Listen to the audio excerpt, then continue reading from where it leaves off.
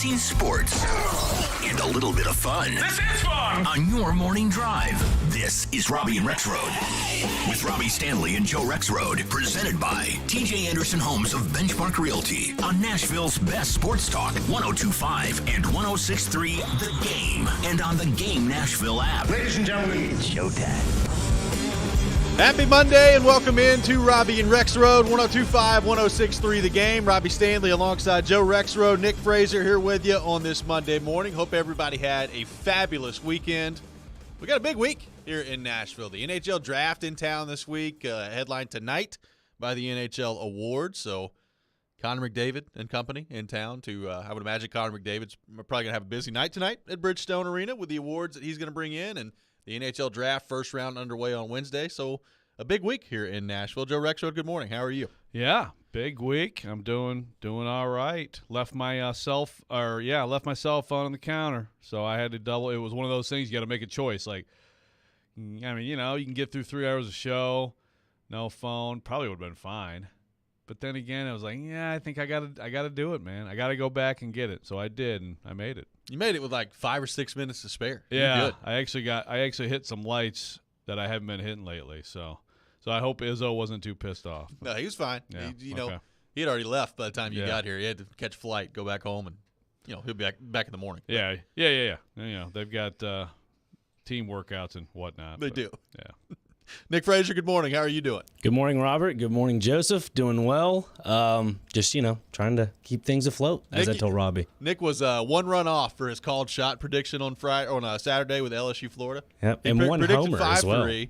They won 4-3. So, oh, and then they did not win 4-3 yesterday. Yeah. They gave up approximately 1,000 runs yesterday. yeah, that's pretty wild. Yeah, it is wild. I feel like LSU's going to win for sure because they gave up 24 runs yesterday. Am I crazy for thinking that? I had a similar thought. Yeah, but we'll see.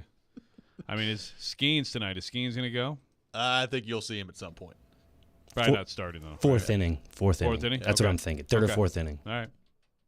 He threw 100 pitches the other day, so I don't know how much he can bring to the table, but I think you'll see him at some point tonight. So looking forward to that. The College World Series Championship coming up tonight. We'll get back into a little college baseball discussion later in the program because some interesting rumblings going on around the University of Tennessee and their best pitcher. So we'll get into that coming up a little bit later in the show today. We have Alex Doherty of Penalty Box Radio joining us at 7 o'clock. Corey Curtis from News 2 at 8 o'clock. So looking forward to that as well. Joe, some big news over the weekend related to the Nashville Predators.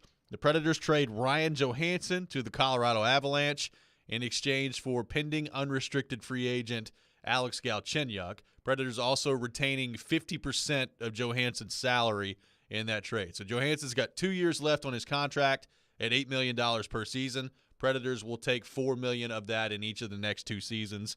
And the Ryan Johansson era in Nashville is now over.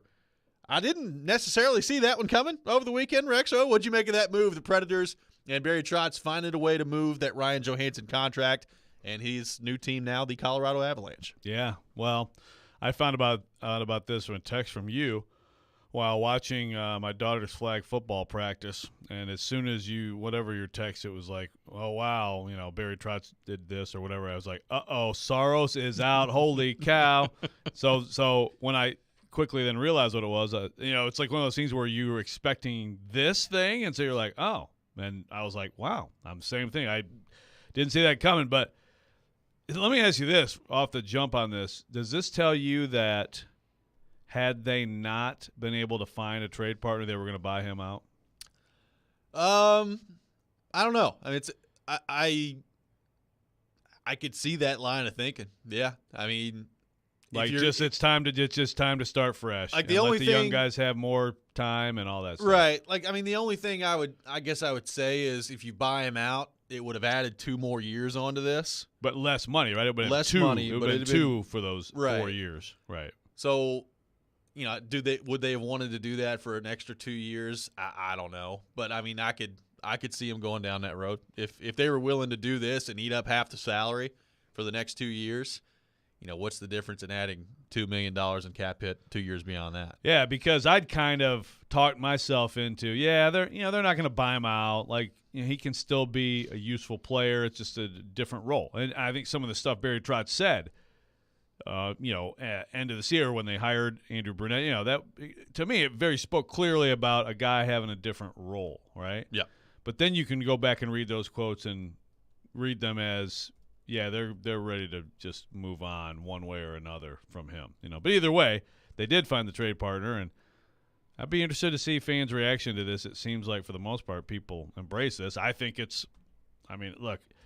I think it makes it less likely they make the playoffs next year because even if Johansson as a disappointment still can give you 50 points, right, and still do some things for you and help you be better. So I think it does make it more clear that next year is see the young kids. There's moves that we don't know that they might make this offseason. So we don't know that for sure. But right now, that's where it's pivoting toward young and non-playoff team. Well, a couple of things in the aftermath of that trade. John Glennon from the Nashville Post caught up with Barry Trotz over the weekend and discussed the Johansson trade. And number one, Alex Galchenyuk coming back in the trade. He's a pending unrestricted free agent. So that means they basically got a week to figure out if they want to sign him to a contract or not. Now, according to Glennon, and this is not a big surprise, Trotz said Nashville unlikely to sign him before he becomes an unrestricted free agent. Yeah, he's just a name floating back to make the deal happen. Right. Yeah, he won't be a Nashville Predator. He won't be a Nashville Predator. And look, I mean, Galchenyuk's 29 years old. He's got, I believe, one 30-goal season under his belt. He hadn't done anything of note since basically 2017-18, that year. I mean, I take that back. So the year after that in Arizona in 18-19, he had 19 goals, 22 assists, 41 points. Ever since then, I mean, it's been basically nothing. So I don't think it makes a whole lot of sense to sign him. I mean, you could get him really cheap, but it doesn't make a whole lot of sense to take up a roster spot that way if you're the Predators. So it doesn't look like Galchenyuk is going to be signed by the Predators back in this deal. So this is a salary dump is what it is. It's a salary dump of Ryan Johansson's contract. He also had, Barry Trotz, a pretty interesting quote to John Glennon from the Nashville Post. And it said this, quote, "We can wish upon a star and see if we can go one more round, but it hasn't happened. Since 2017, we haven't done much. I think it's time to create a new core. I think Roman Yossi's got lots of hockey left. Saros has lots of hockey. Forsberg's got lots of hockey. Those are three pretty good pieces out of the gate." There was one name in there I noticed that he didn't mention, and that is Matt Duchene. Yeah. A part of that too. So I wonder. That struck me too. Like, are they trying to move his contract right now? Like, so much harder than Johansson. it is. I mean, but let's say first off, nobody's taking his full contract, so you would have to then do what you just did with Ryan Johansson. Can you do that and twice? add another salary eat to it? And let's say you had to eat half of it. I mean, you doing that again? I don't think you can do what they just did twice. So I think Duchene is here for the haul, man. That's because so then you'd be talking about, okay, so Duchene is sitting here at what? He's got how many more years left? 3 years. He's got 3 years left at 8.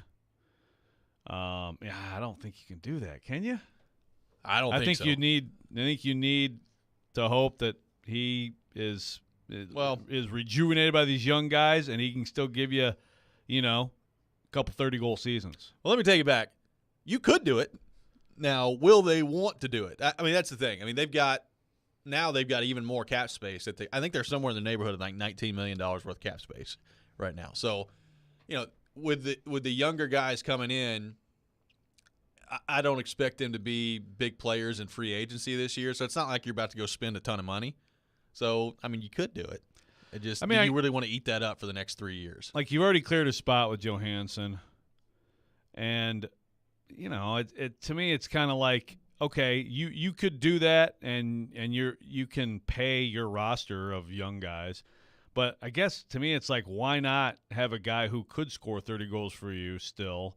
He may not be quote unquote part of your core, and he isn't. He's still sort of like in a lame duck situation here. Yep. But I mean, he can produce, and maybe he is a guy who gets some rejuvenation for being on this young team and can just chip in. I would just rather pay the whole thing and hope you get something from it. I mean, you still, by the time you get to training camp, you still are looking at the team and saying, okay, how can this team make the playoffs, right? Yeah. I think you have a better chance with him. Again, you could make the case you have a better chance with Johansson, but with Johansson, he doesn't fit as well. He kind of has to be one of your top two centermen, and it doesn't really work out. To me, Duchesne, you can throw him in one of those spots on the wing and get production. Agreed. Now, the Johansson part of this is now interesting as well moving forward. He'll be 31 coming up next month. And he's got the injury that he's recovering from, and we'll see how that goes. But honestly, I love, from his standpoint, it's a pretty good situation you're walking into. I mean, you're getting to go to Colorado, who's probably already I know that they lost Kadri last year, and they never really replaced that on the second line. So maybe that's what they hope he is, stepping into that. But, I mean, you're walking into a team that's ready-made to win a Stanley Cup, and you don't have to be that guy. I think he can help him. I think he can be a guy, especially at $4 million. It's not like they're paying him $8 million. He can be a guy that really helps them heading into that. I can totally see. I bet you he shows up in the best shape he's been in. Now, again, a couple years ago, remember, they left him exposed, and he responded pretty well with that season. But I bet you he shows up in top shape and has a really good year for them. And he might just get his name on the cup. He might. I mean, you can't, to me, probably handpick a situation better than he's walking into. So that's the part of it, too, is, if you're a Predators fan, I agree with you. Most of the reaction I saw over the weekend was positive to the trade, and there was time to move on. They're glad to be rid of the contract. I also wouldn't be that surprised next year if you look around at your division rival and Johansson's playing pretty well for them in Colorado. I mean, and some of that has to do with who he's about to be playing with walking into that. But I would not be surprised by that at all. There may be some watery eyes looking at Ryan Johansson. Maybe he will get that cup. Tolvanen and Victor Arvidsson. Who else? Just keep going. Mikhail Granlund. Yeah, yes. Big season coming next year from Granlund. We're off and running today on Robby and Rexrode. We'll take your reaction to the Ryan Johansson trade. Predators make a move over the weekend. They're holding on to 50% of Johansson's contract for the next 2 years and have traded him to the Colorado Avalanche. We'll take your thoughts on that. Also, how should Ryan Johansson's tenure here in Nashville be remembered? We'll get into that coming up next. This is Robby and Rexrode, 102.5, 106.3 The Game. Nashville's radio version of The Odd Couple. You would trade for the third pick? Yeah. I don't know that I would do that. Robby Stanley and Joe Rexrode are Robby and Rexrode. I'm here for the discussion. I'm not. It's a good one. It's absurd. Robby and Rexrode. Mornings from 6 to 9. Win the games. When they get in the playoff, they'll have a chance to. Presented by TJ Anderson Homes of Benchmark Realty on 102.5 and 106.3 The Game and the Game Nashville app. ElectronicExpress.com. We make it happen. Baseball, basketball, pickleball. Those are sports, and people love sports. If you love sports, you should know this. Drivers who switch and save with Progressive could save hundreds. Does saving have anything to do with sports? No, but people love sports, so I'm yelling sports out. Hockey, swimming, golf. Not all sports have the word ball in there, so save big when you switch to Progressive. Go sports teams! Progressive Casualty Insurance Company and Affiliates. Potential savings will vary. The Low Post Podcast with Zach Lowe. Tatum, I think at worst, he's third in MVP right now. He's playing defense at a borderline all-defense level. He's too young for these conversations to really start in earnest. If he's a Celtic for life for most of his career, he has a chance to be historically, for one of the two historic giants in the league, as great as any player who's ever worn that uniform, including Bird. Check out the Low Post Podcast on the ESPN app or wherever you listen to podcasts. Joe Rexrode here to tell you about PhD weight loss because 6 weeks, I'm down 20. I feel great. I'm loving the food items. And by the way, they provide 85% of the food at no extra cost. No pills, no gimmicks, no other suppressants. It feels good and it feels sustainable. And that is obviously a huge thing for people who want to lose weight and keep it off. One thing about PhD, it's a plateau busting program. You know what I'm talking about. You get to that plateau, you kind of stall out, you want to quit. Look, this with accountability, support, education, one-on-one weekly coaching, you're learning what's happening with your nutritionist, getting rid of the visceral fat in your body, and this really helps you keep going. It is simple and easy. Again, like I said, the weekly discussions with your coach. You don't have cravings. You don't have any crap you're putting in your body. And there's a guarantee. If you don't get within 5 pounds of your target weight at the end of the program, PhD will continue to coach you for free until you do. Join me. Check it out. Visit myphdweightloss.com. More than 80 million Americans depend on AM radio for their news, traffic, weather, sports, and a community connection. It's the backbone of the emergency alert system, keeping us safe in dangerous times. It's critical that we keep AM radio in cars, because when cell and internet services are down, this free emergency service could be your only lifeline. Text AM to 52886 and tell Congress we need AM radio in cars. This message furnished by the National Association of Broadcasters. We try to stay cool by being on social media. I'm with it. I'm hip. Follow us on Twitter at 1025thegame and on Instagram at 1025thegame Nashville. Hey! Oh yeah, and like us on Facebook too. You're listening to Robby and Rexrode. It's part of this nutritious breakfast. Presented by TJ Anderson Homes of Benchmark Realty on 1025 and 1063 The Game and the Game Nashville app. Welcome back in, Robby and Rexrode, 1025, 1063 The Game, presented by TJ Anderson Homes of Benchmark Realty. Call TJ's team today to see why they are referred to so often. We are streaming live on Twitch, Twitter, YouTube, and Facebook. Our video streaming brought to you by Superbook, live from our 1025 The Game studio, brought to you by Hiller Plumbing, Heating, Cooling, and Electrical. The Preds trade Ryan Johansson over the weekend to Colorado. They retained 50% of his contract. Alex Galchenyuk coming back the other way. He's a pending unrestricted free agent. And Barry Trotz said in the Nashville Post that they are not expected to sign him. So it looks like a pure salary dump from the Predators on Ryan Johansson. Taking your thoughts on that, 615-737-1025. Let's go to our 1025 The Game phone line, driven by WilsonCountyHyundai.com. And welcome in Bob. Bob, good morning. Thanks for calling in. Good morning, guys. I have a question, sort of a comparative question. The Titans were criticized in a NFL draft because they pretty much openly wanted to go after the quarterback they didn't get. Trotz seems to be an open book as far as his interest in getting in the top 4 or 5 in the draft. Do you think that that's a mistake, that he's that open about that? Hi, thanks for the call, Bob. I mean, it is interesting. You know, Barry Trotz is on with Chase.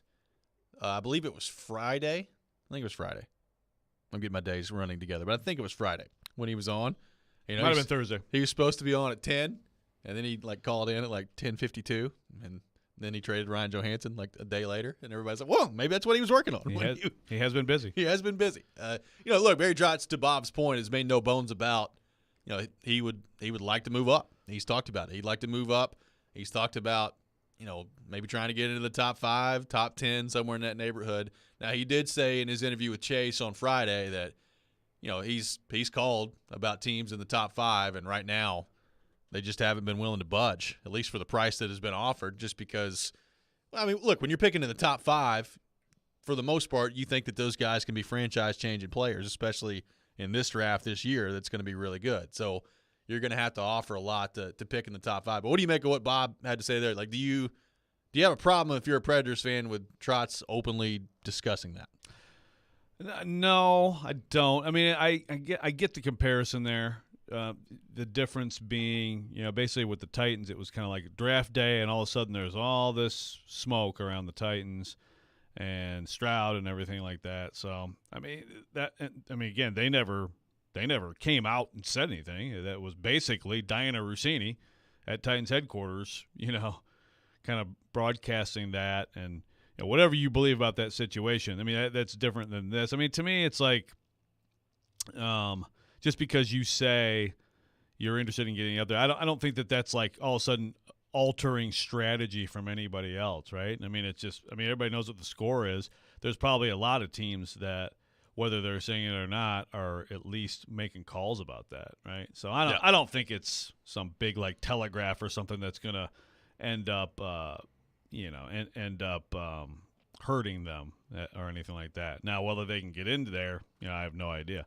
And it's not like, now if he was out there and said, because this is the guy we want, then I would say that'd be going too far. Right, and he's not done that. Yeah. So, we'll see what happens on that front. some of this could be, Barry Trotz is pretty good at posturing too. So we'll see what happens and what maybe he actually doesn't want to be in the top 5. You'll see what the Predators actually end up doing. We'll see on that front. So on the Johansson front, they've shipped him off to Colorado now. We've talked about the contract part of it. And obviously, when you look at his tenure here in Nashville, the contract's a big part of it. 8 years, $8 million per year.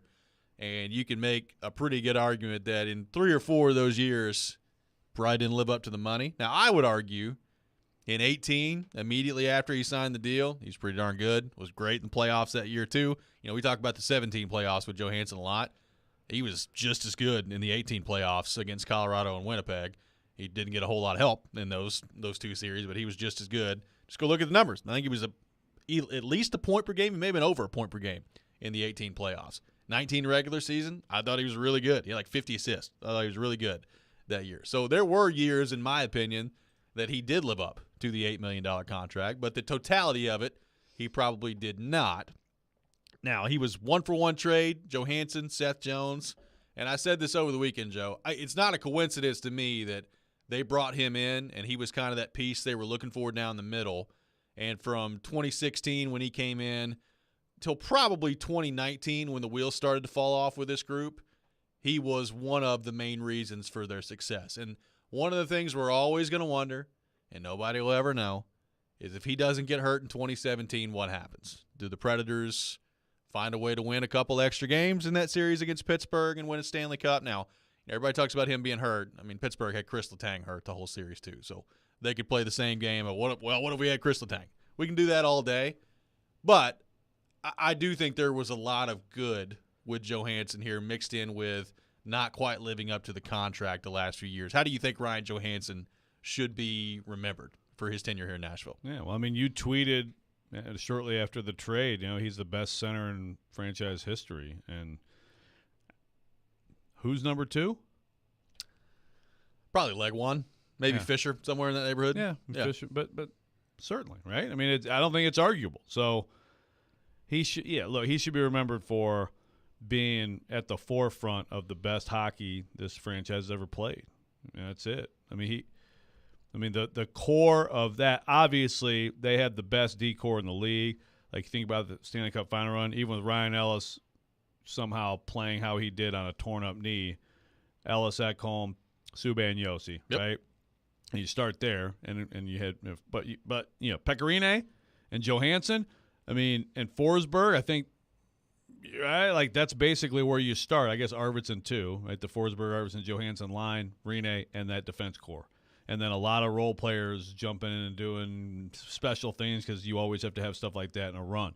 But like you said, it's not like he got paid and all of a sudden he fell off. I mean, basically, he started to fall off, and it's not like he gets all the blame, but it's not a coincidence, I think, that the whole group kind of did. In that 1920 season, and Laviolette gets fired, and on and on. So people are going to, that's the most recent stuff, the contract complaining and everything like that. But no, I mean, he had a fantastic run here, and it was a great trade to me. I mean, it was a trade that got them within 2 wins of the Stanley Cup. And honestly, for them to win 2 games, think about it, in that matchup, yes, Letang, I think, did Letang miss the whole playoffs, or did he just get hurt somewhere along the way? I think he got hurt somewhere along the way. Yeah. He missed quite a bit, I think. Yeah. But look, if you would pick someone on the Preds roster for that matchup, other than Pecorine, the first person you keep safe is Johansson for that matchup. I mean, so they overachieved with that, and it would have been a ton of fun to see him the way he was playing. Think about the way he played against Taves, for example, right? I mean, he was a big time. That's why he got paid, center. Right? I mean that playoff run is why. I mean, there's a couple things. Number one, they traded him straight up for Seth Jones, so they're not letting him walk a year later. After that, he was a restricted free agent, so it wasn't like he was going anywhere at the time. But that's why he made the money he did. It was that playoff run, and specifically that series against Chicago, where he just totally dominated Jonathan Toews. Yeah. That's what it was. Yeah. So that's more the legacy than anything, And yes, it is disappointing that he was never, that top guy, but still really good. Kristen says, great trade for the organization, but I'm going to miss Joey. Loved his personality, one of my favorites.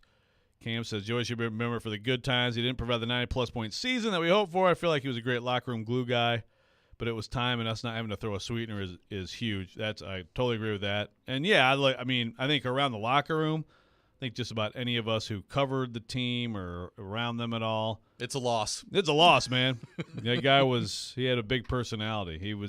We complain a fair amount about personality lacking in this sport and needing more, and he takes some away big time. And I just always thought, even when he was struggling, I always thought he was a team guy. I always thought he was a positive energy guy and things like that, even when his own game wasn't where it needed to be, and that's a loss. Well, it's a loss. And look, there are fair questions about him. Now, one that I've never really had a ton of time for is the effort thing. Like, there's always been he doesn't really care. Like, he's just kind of floating around out there. And we've talked about that before of, if you're really doing that at the NHL level on a consistent basis, I mean, it's going to be glaringly obvious. Yeah. So, I mean, did he have his best stuff every night? No.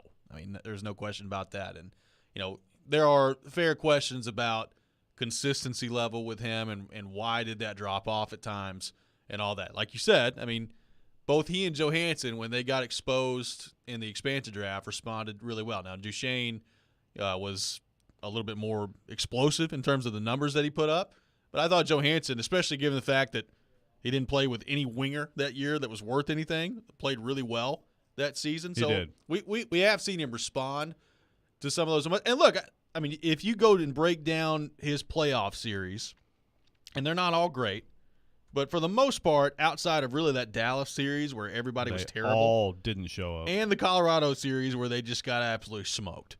Outside of those two, like he showed up when it mattered the most for the Predators. So I think that's part of the legacy too is when you got to the playoffs, he's pretty darn good for the Predators for the most part. Now it is the more you think about it though, Joe, that Dallas series, it really just it kind of looks like the line of demarcation with this group more and more the more you look back at it. No doubt. So, Ryan Johansson off to Colorado. What does this now mean for the Predators and what they do today? Like we said, they freed up cap space. They now have $4 million worth of cap space in addition to what they already had with Johansson in the next 2 seasons. Are they going to use it? Is there a bigger move coming between Barry Trotz and the NHL draft this week? Are they going to be players in free agency? Could they position themselves for a bigger move this summer? We'll get into all that coming up next. This is Robby and Rexrode, 102.5, 106.3 The Game. The offseason is in full swing, but there's no slowing down ESPN's Teron Davenport. The flow of information. He talks the talk. Spears gives you that guy that can still hit the home run. And walks the walk. As a run blocker, he's going to murder a linebacker at the second level. On everything Titans, TD is on Mondays at 1, Thursdays at 3, Friday mornings at 8, and anytime on the Talkin' with TD podcast. TD is on 102.5 and 106.3 The Game. And the Game Nashville app. The FedEx St. Jude Championship returns to TPC Southwind, August 9th through the 13th. Don't miss your chance to witness the top 70 players from the PGA Tour season battle it out in the first event of the FedEx Cup playoffs. Only 50 players will make it through Memphis. Don't miss your chance to watch the drama unfold. Daily grounds and upgraded ticket options are on sale now at FedExChampionship.com. The team at Mercedes-Benz of Music City have done it again. Here's Edwin Vickery to explain. 4-time recipient of Best of the Best. Less than 10% of the dealers in the country receive this award. How did you do it? We say culture, eat strategy for lunch, because we can strategize all we want, but unless you have the right culture and chemistry in the dealership, it will not work. Live the dream at Mercedes-Benz of Music City, mbofmc.com. Buffalo Bills Center of the West in Cody, Wyoming welcomes you as you enter Yellowstone Park's East Entrance. 5 museums in one and the greatest firearms museum anywhere. Welcome to the West. Buffalo Bills Center of the West, Cody, Wyoming. Get in zone, AutoZone. Welcome to AutoZone. What are you working on today? I think my battery's dead. With free battery testing and charging, AutoZone is here to help. Get in the zone, AutoZone. What if I need a new one? We have the right batteries right here at America's #1 battery destination. Get in the zone, and what if I don't know how to connect it? No problem. We have a how-to for you at AutoZone.com. Get in the zone, AutoZone. Restrictions apply. Hey, it's me, Ruthie from Total Wine & More. You know how stores have been raising their prices lately? Well, lean into your speaker a little closer because I've got a big secret to share. Total Wine is actually lowering our prices on hundreds of wines. I know, right? And even better, our new lower prices on hundreds of wines are here to stay. But listen, don't thank me. At Total Wine, we love helping our customers save big. With the lowest prices for over 30 years, you'll always find what you love and love what you find. Only at Total Wine & More. Drink responsibly, be 21. Sometimes it's good to be loud. This is the NFL. Especially when you're Jared Stillman. That's where we are. He's not afraid to say what's on his mind each and every day. That was embarrassing. I don't care if you're a rookie. That was embarrassing. Stillman and Company. Weekdays at 2 on 102.5 and 106.3 The Game and the Game Nashville app. You're listening to Robby and Rexrode, presented by TJ Anderson Homes of Benchmark Realty on 102.5 and 106.3 The Game and the Game Nashville app.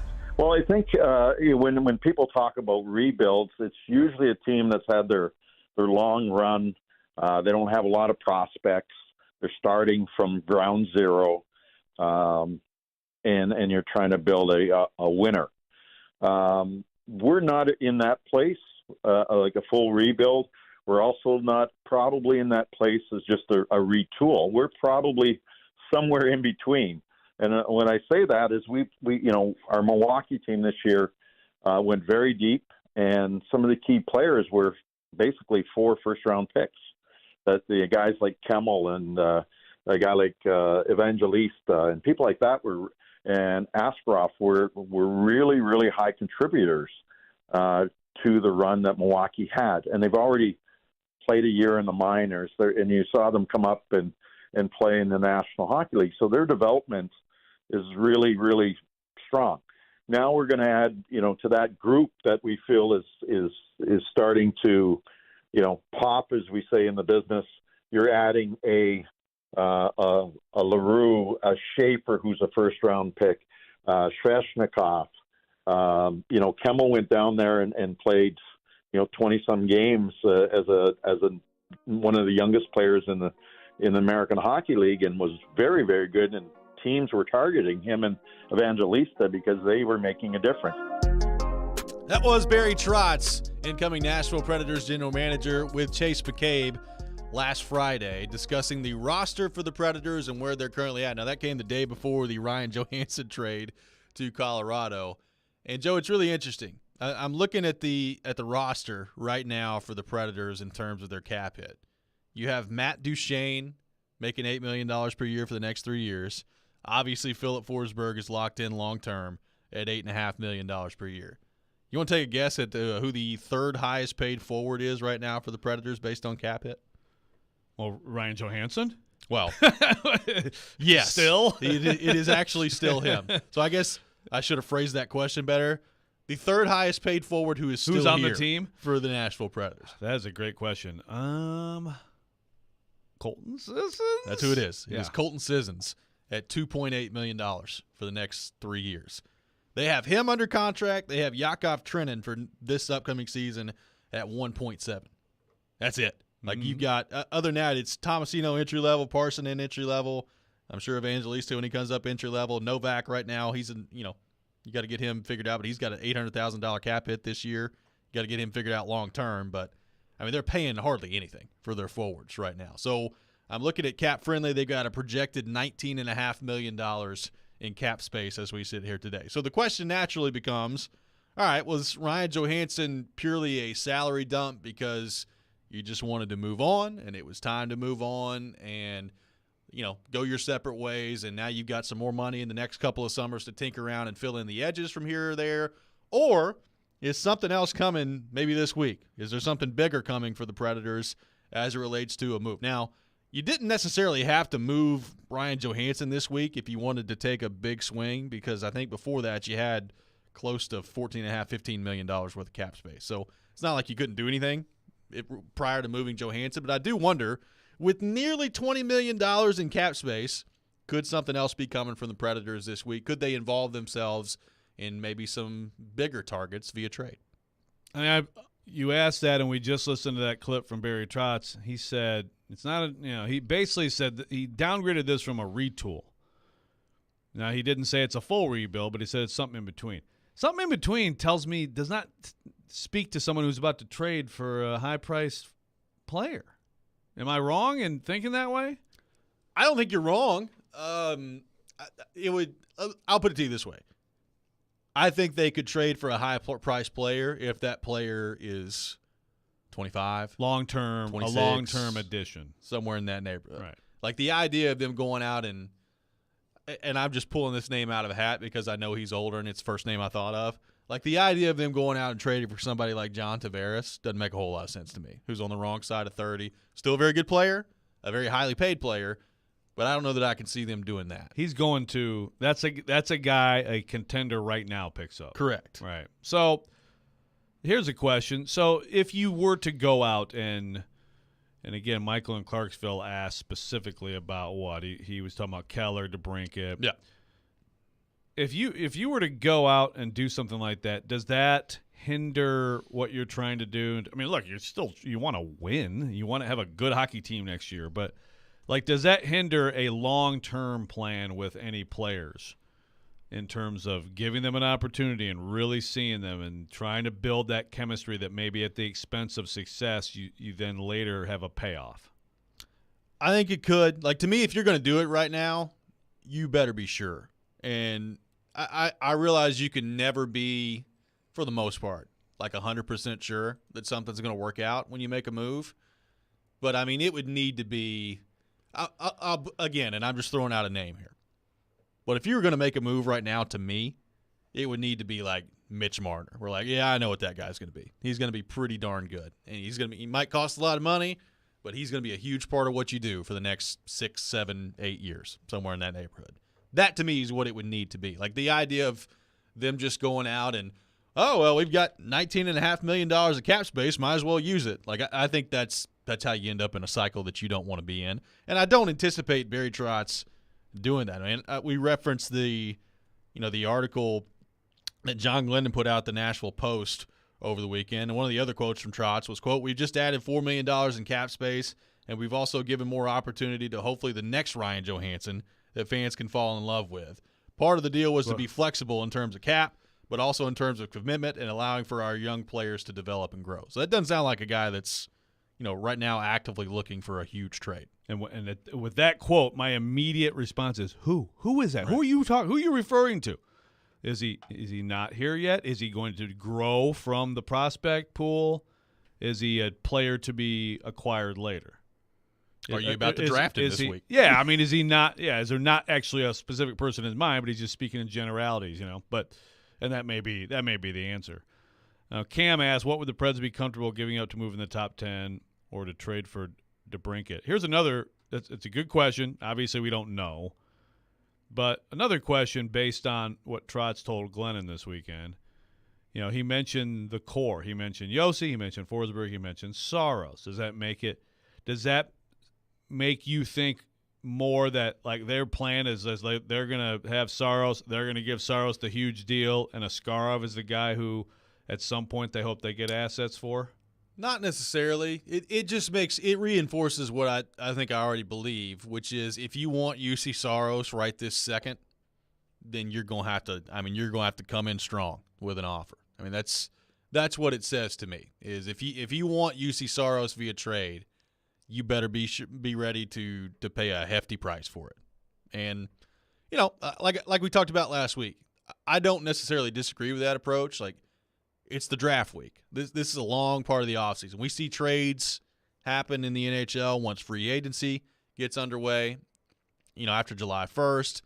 I mean, heck, we see trades in the NHL on, August 15th, right before training camp. So it's not like you have to be any rush.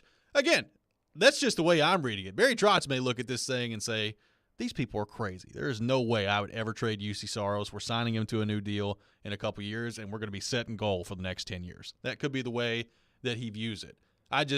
It didn't necessarily change my opinion on that. It just reinforces that I think that if you're gonna try to acquire him this week, if you're a team, you better be ready to blow them away with an offer because he's not coming down off that price. Yeah. So Cam, so is Saros part of the answer, Cam? I don't know, but to me, like if it's to move in the top 10, it's that and more. We've talked about the idea of like straight up Saros to Brinkett. Yeah, I wouldn't do that. I mean, DeBrinket's a good player, and I think he's going to be. He's obviously a good finisher, and if you take a deep look into his stats this year, and we talked about this last week with Adam Vingan, and he had 27 goals this year. It was a down year for him. A lot of that was shooting percentage was down a little bit, so he was still, for the most part, generating the same chances.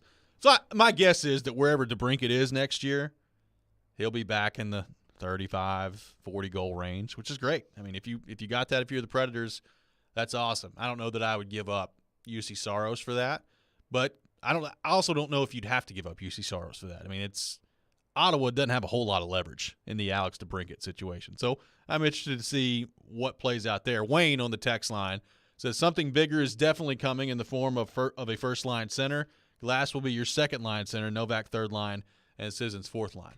Well, I agree. The long-term plan is something to be – Barry Trotz, we talk about him making no bones about trying to move up in the draft. He's also made it pretty clear what they're looking for. I mean, they want a franchise-changing centerman. So does everybody else who doesn't have him. But isn't Wayne is suggesting that that's coming right now in terms of a ready-made first-line center. Right? My question would be, who's the name? Yeah, I don't know who it's going to be. I mean, I'm not saying never because things happen in the NHL. There's a trade or two in the NHL every year that nobody sees coming. So happened around here about 7 years ago. Yeah, I'm not saying that can't happen, but I mean, it's really difficult to find one of those guys. Predators hadn't found one in 25 years. I'm not saying you can't find it. I think the more likely path to finding one of those is going to be in the draft, and I think that's going to be what the Predators try to do this year. And I think that's why Barry Trotz is trying to move up because I think he's identified a couple of those guys that maybe he thinks they can be that way. I mean, Glass, we talked about this last week too. I don't think Glass is a number one center long term. Right now, the question for me is Glass a number two center long term? Which would be great. Which would be awesome. If he is, that'd be good. I'm not convinced that he is yet. Novak had a great year last year. I'm still not convinced Novak is a long term top six guy. Like people keep talking about Novak in like the same sentence as Evangelista and some of these other guys. Novak's 26 years old. Might be a little bit different. Yeah, he's probably closer to his ceiling, and of course you hope so, really, because just in terms of those other guys, you hope that there's a lot more to go and that they are.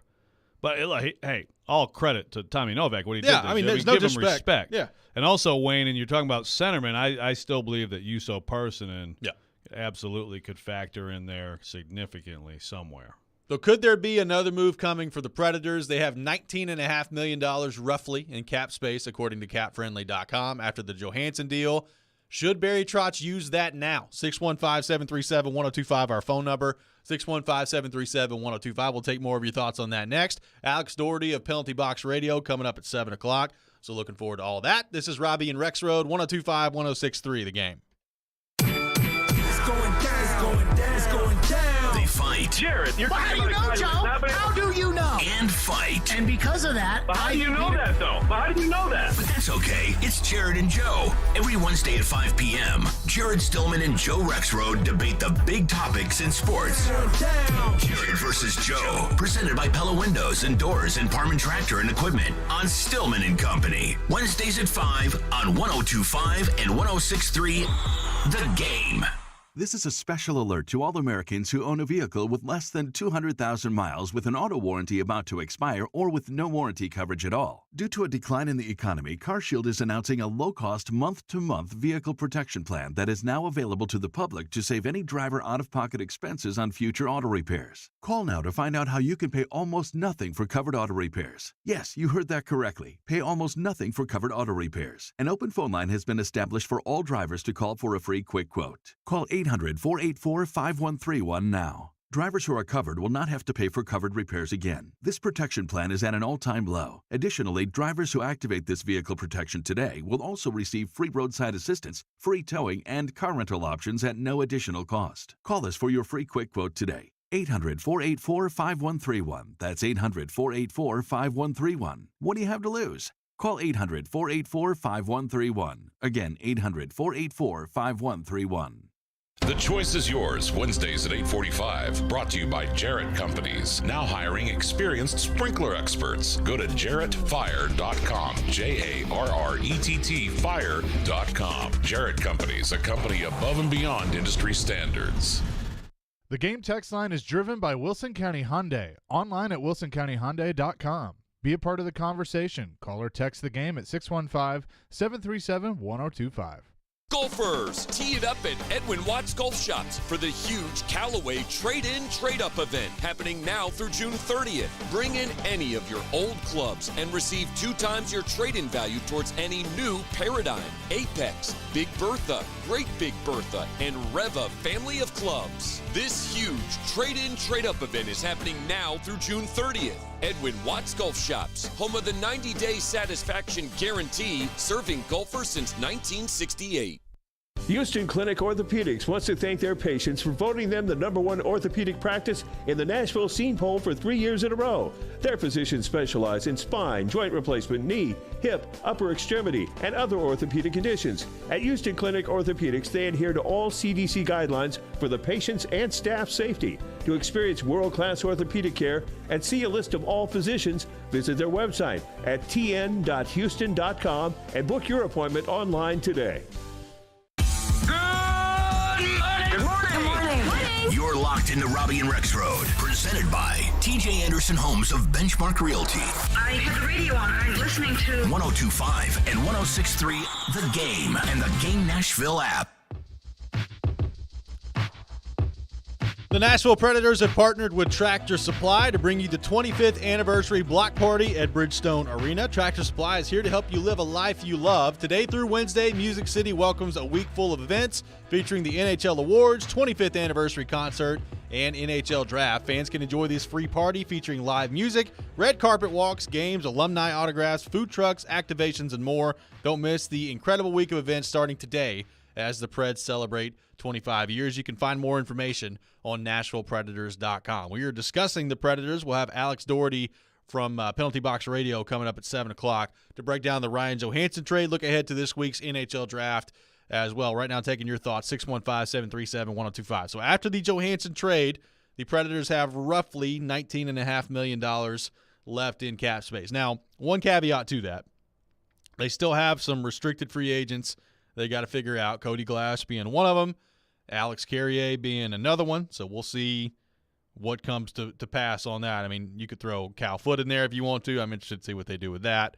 With a restricted free agent, he won't cost hardly anything. But we'll see if the Predators want to go that route or not. So it's not going to quite be $19.5 million after you get done with the Cody Glass deal and whatever Alex Carrier ends up with. So something to keep in mind on that front. But should the Predators be active and be looking to use some of that cap space and money, be that in free agency or be that via trade. You know, we've talked about the free agent class before.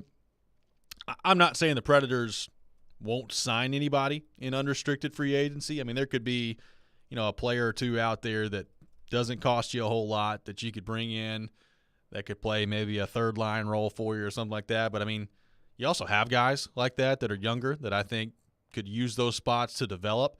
So that's a long way of me saying I don't think they're going to be overly active when it comes to unrestricted free agency. So when we're asking the question of should the Predators make a move and use some of this cap space, to me, if they're going to make a big one, it's probably coming via trade because Barry Trotz, I think, has essentially told us that he's not going to be all that active with unrestricted free agents, and I don't think he should be. Yeah, he has mentioned in the past, and this was around, I believe, the Andrew Brunette presser and press availability, as he was kind of going through free agents and, again, basically saying he's not that impressed with this class. It's not a great class, but he mentioned like a role player as a possibility. But to your point there, it's like that's another interesting thing. It's like, okay, maybe you have a young guy. Well, think about last year with Tomasino, right? The strategy was, no, let's let him be a top 6 guy who gets that kind of ice time and opportunities nightly in Milwaukee rather than have him with the club here and sort of in a limited role. So because there's enough young guys that you could fill out, you could fill out 4 lines, right? Yeah. Without having to go out and acquire many veterans. But that's kind of like, what do you view next year's team as too? Well, and keep in mind, they also, and not that any of these contracts are really prohibitive to doing anything. I mean, you could put these guys on waivers if you really had to, but they do have Michael McCarron under contract next year. They have Kiefer Sherwood under contract next year. They have everybody's favorite Cole Smith under contract next year. Thanks for bringing them up. I'm not saying that those guys are like automatic locks to be on the team for 82 games next year. I'm just saying they are under contract, and those are 3 guys that I just rattled off that can play in your bottom 6 if you really want them to. So, with that combined with the Parsonens and the Tomasinos and the Evangelistas of the world, and some of those guys are going to be playing in the top 6.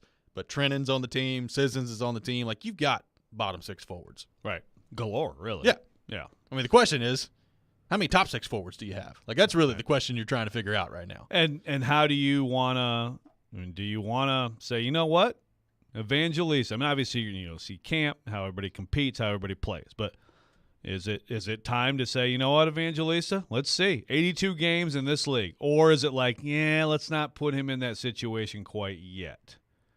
It's I don't know the answer to that question. I mean, I could make the case either way. And that's obviously Trotz and Brunette, and getting together and once. But that shapes, even to me now, that shapes how they go about, how serious they are about trying to get veterans who are going to come in right now and be more ready to play. Like, is it beneficial to give young guys full opportunity like that this early? Or is that a little bit like sometimes you call up a pitcher too early and then you mess up a pitch? I don't know. The way that they did Tomasino last year was that kind of mindset. Like, let's not mess him up. Let's let him get better in Milwaukee. It's really interesting. Now, we have another texter. Cam brings up a really interesting question that, a lot of times we don't necessarily think about that because it doesn't get used that often.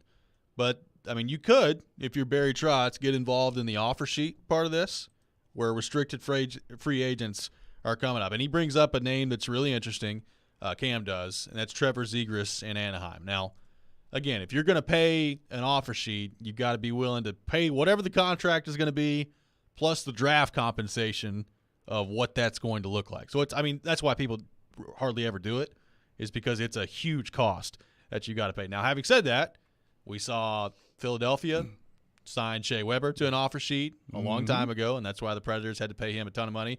That contract is still going on with Shea Weber, and that was a contract that happened in the summer of 2012. So that's how long ago that was. We saw, I think it was Aho tried to get signed by an offer sheet by Montreal, and Carolina matched it. So it does happen from time to time where teams get in on the offer sheet stuff. That would be a bold move from Barry Trotz in his first offseason as general manager to go the offer sheet route.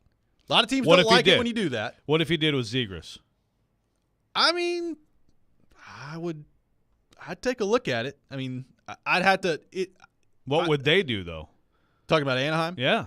I mean, I would assume that they would match it, depending on what it is. He's pretty central. He's pretty good. Now, they also have the number 2 pick, and I assume that that's about to be Adam Fantilli. Now, to me, if you're the Ducks, I think it'd be great to have Fantilli and Zegras and Troy Terry, and that's kind of your young core that you're building with there. But, I mean, look, first off, it's not like Trevor Zegras has put up like Sidney Crosby numbers or anything like that. I mean, he scored 23 goals in both of his first 2 seasons, which is good. He had 42 assists this year, 65 points. Now he's 22, so you would assume that he's going to continue to get better. And he's not working with a lot. Right, and there's not a whole lot there that he's working with for sure. So I think he's really good. I think he could be a player that could be electrifying no matter where he is. We've seen some of the highlights that he's had. But it would be a bold move for Barry Trotz in his first year. Now, people have always made a big deal about this. Like, if you do this, it alienates some of the general managers around the league. I don't care. Like, either match the offer sheet or don't. I mean, the alienating stuff. The rules in place. I mean, the rules in place. So if it's a rule, I don't really care if it alienates the Anaheim Ducks.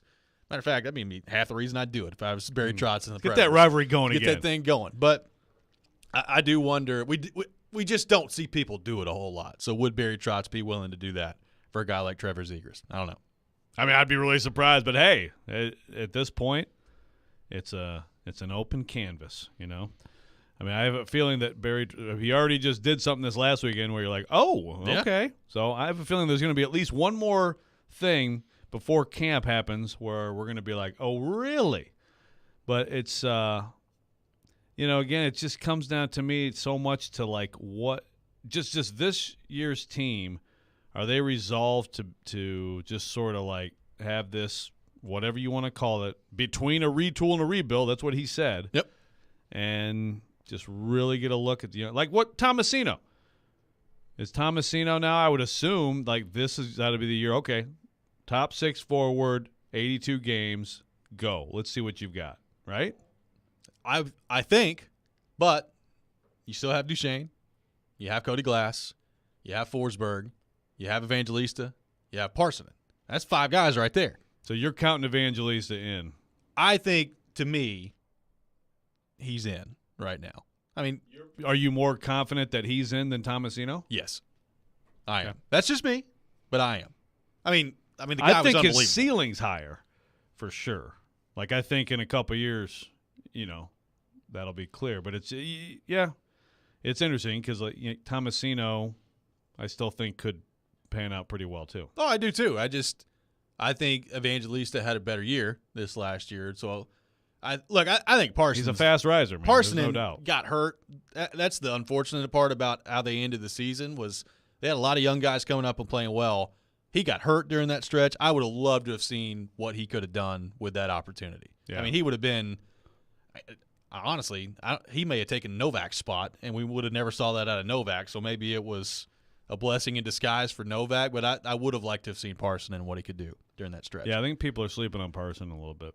615-737-1025 is our phone number. Coming up next, we'll be joined by Alex Doherty from Penalty Box Radio. We'll get his thoughts on the Ryan Johansson trade, look ahead to this week, and what could be coming for the Nashville Predators as well. That's next. This is Robby and Rexrode, 102.5-106.3 The Game.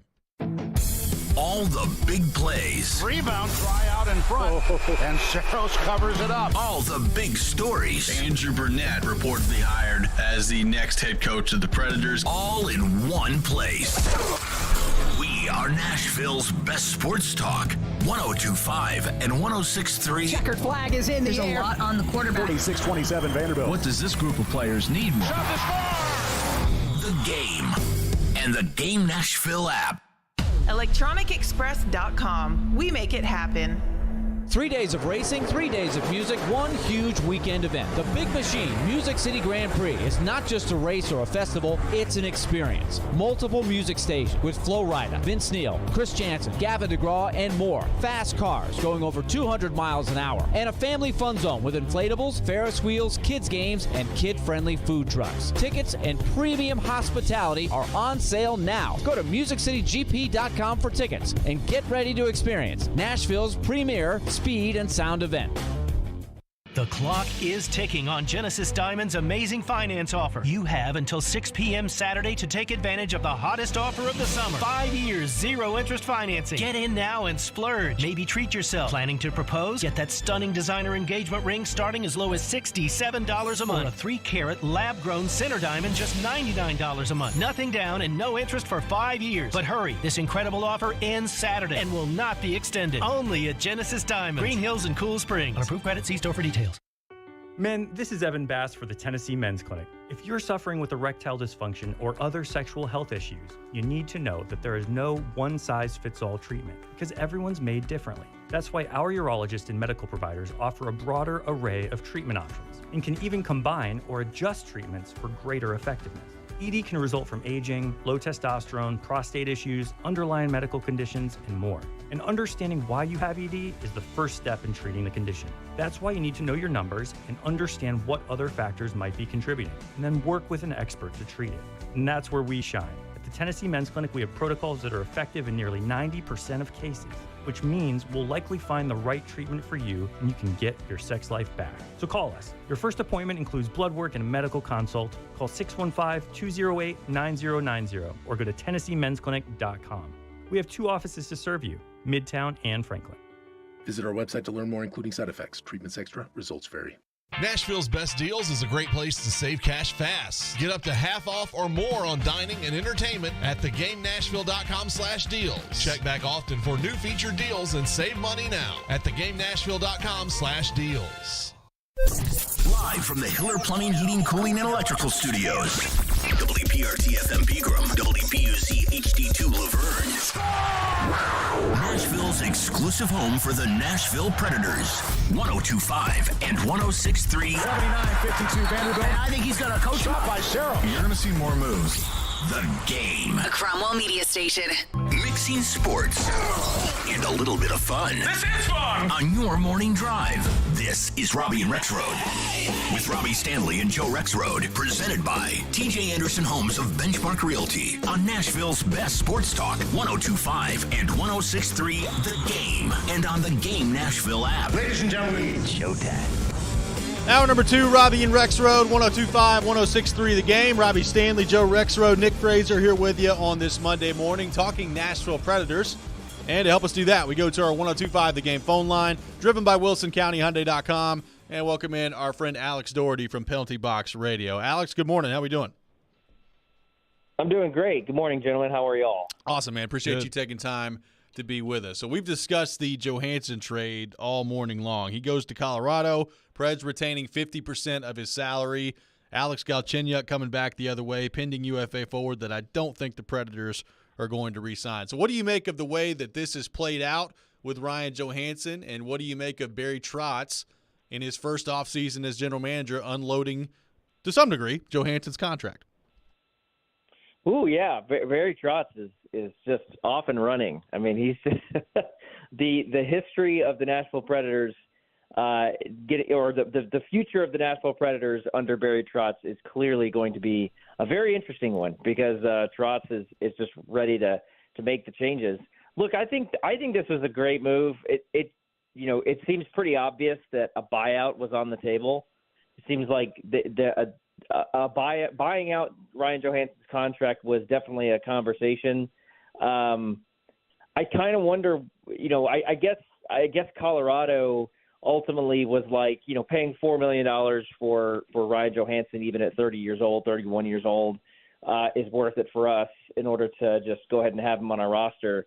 But I mean, and the Predators get obviously a little bit more flexibility by not having to buy him out. Well, in terms of cap flexibility, but I think when I think about this move, you guys mentioned Matt Duchene. I kind of went into this thinking there's probably no way that Johansson and Duchene are going to be on this roster next year. So I actually don't really think that they will move Duchene at this point. I think Johansson is the one that they really needed to move anyways because he was going to go into the season as your third-line center making $8 million. I think Duchene is still your top-line winger, so I think that makes sense. But the Johansson thing, I really hope that Preds fans realize just kind of what he brought to the team, and we could talk about that some too. But I think Johansson was so clearly their best center in franchise history. It's not even close. I mean, he did things on the ice that no one else did. He advanced the team in a direction they'd never been before that they would not have done without him. And it's going to be sad to not have him around from my perspective, just because he's so much fun to listen to and to talk with. But this was this is a very smart move by Barry Trotz, and now they have a lot more room to work with. Yeah, no, well said. I mean, no doubt. I think ultimately, the last few years, lots of, frustration and complaining, and the number is brought up all the time. But, I mean, he spearheaded the best hockey ever played by the Nashville Predators, right? I mean, that's how people need to remember him. And we're all with you. I mean, a guy who actually had energy, fun quotes. I mean, my gosh, the quote, the Anaheim series, like probably also the greatest quote in Preds history. So, I feel like I still enjoy the one where they were down 5-0 to Carolina. Yes. I mean, what do you guys need to do? Score 5 goals. I don't remember. I tried looking for it. I thought maybe I could find it yesterday, but I was unable to find it. But just on even statistically, like. All right, so there have been I looked this up. There are 16 players in franchise history that have played at least 500 games. Only 16 players have played 500 games. If you look at points per game among those 16 players, Philip Forsberg's number 1, Roman Jossi's number 2, and Ryan Johansson's number 3. I mean, so it's like not even you can't even make the argument that he's just like a volume guy, right? I mean, he was incredibly good for most of his time here to be that highly ranked. I mean, he's just one of the best players. But yeah, in terms of the locker room, there's only one guy. So after every game, I go into the locker room looking for just something to give the people that I think is an interesting, post game quote, something that doesn't look like everything else. Only when Ryan Johansson was available was I recording before I even walked in the locker room because I knew there was going to be something good. I mean, you never know exactly what that guy's gonna say. So we will definitely miss that. Yeah, big time. And I'm with you on Duchesne. I think he's just. I think they're gonna buy him out. They're gonna find a way to unload that contract. He's gonna be on this team to. From their perspective, hopefully produce at a high level, even if he doesn't produce at an $8 million level. But how do you view now this roster and this strategy for Barry Trotz moving forward, just in terms of what this next team will look like, Alex? Yeah, it's kind of interesting. All right, so one thing to think about is like Barry Trotz just, got more money to spend this offseason. After previously saying he really didn't want to spend any money this offseason. So, like, the free agent class is one that he already said is kind of like, I'm not sure I really care about any of this. And then he goes out and gets more money to spend. So what is going on here? Because you could really make a lot of speculative, there's a lot of speculation you can make about what could be going on here. He's got $19 million. All he's got to really sign is Cody Glass and a couple other guys, Alex Carrier, to pretty reasonable contracts. Where's the rest of that money going? I mean, I don't think he's going to go spend it on, Gustav Nyquist. I don't think he's going to go spend it on Oliver Ekman-Larsson. I think he's probably got a bigger plan. And you don't unless he really wants to go into this first season with just a bunch of money in his pocket, which isn't a terrible idea because there's a lot of teams that could use money or cap room, I guess. Could there be an offer sheet on the table? Is he looking at someone like, Trevor Zegras or Alex DeBrincat to try to bring them in? I don't think that that's possible, but I mean, I don't understand why he got all this money if there's no one in the free agent pool that he really wants to go after. So, the next few weeks, and especially free agency, is going to be really interesting for the Predators roster next year. Alex Doherty with us here on Robby and Rexrode, and I totally agree with that. So let me ask it to you this way. Given where this roster is right now, do you think it makes sense for Barry Trotz to be that aggressive and use that money this offseason? I think it probably does, because when you've got UC Saros in net, when you got Roman Josi, Philip Forsberg's coming back, you got all these young players that you think could probably contribute now. The draft picks are great, but none of these 13 draft picks are probably going to contribute anything for this year. So, you've already got the future set with a lot of the younger players. I mean, I don't see any reason why you couldn't try to add that missing piece. Now, I think the fit is going to be very particular. There's a possibility here that the fit isn't quite there. I mean, like, you don't want to just try to, like, for example, Pierre-Luc Dubois, that's been a name that's been around. I don't think that is a good fit. I think he would not be a perfect fit for this team. I don't really even think DeBrincat would be a good fit, even though he's an incredible player. He's not a center. He doesn't play that role. So it's like, is the fit really there? What they need is, like, they need a young center who's available, who they could pay, $10 million to right now. I mean, I don't even, who is that? I mean, they need Jonathan Taves when he was, like, 23 years old to just, like, emerge in the market right now. And that's just not there. So it's like, I think that it could be there, but it's got to be the perfect fit. So maybe Trotz already has that in mind, or maybe he's waiting for something to emerge this week at the draft. But I don't know. It's going to be really interesting to watch. Do you think that as this conversation relates to UC Saros, that this changes that at all, makes it more likely? Because I think, as you talk through this, to me, it's like it's a trade, right? I mean, he has been very clear on what he thinks of the free agent crop. So this is a trade, probably, if there is a move that really impacts next season. Do you mean?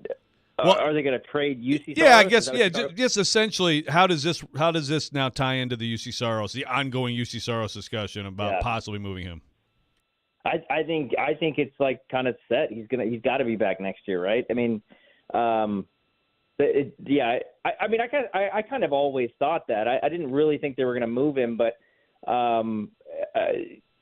let's see how this week goes first, I guess, right? I mean, if they go into it and they actually make all these picks, and a lot of the picks are really long-term prospects, we're not going to see for 3 years. If they package a bunch of picks and move into the top 5 and get someone like Oliver Moore or one of these guys that they could plug in this year, then they're definitely not trading him. I mean, like, they've got a pretty solid team for the next couple of years with him. Maybe, I guess, if they make some long-term picks and if they deal Duchesne and if they, gather even more cap room for the future, maybe then they could think about trading him. But everything seems to be going towards, hey, let's build a good team for next year as well as build for the future.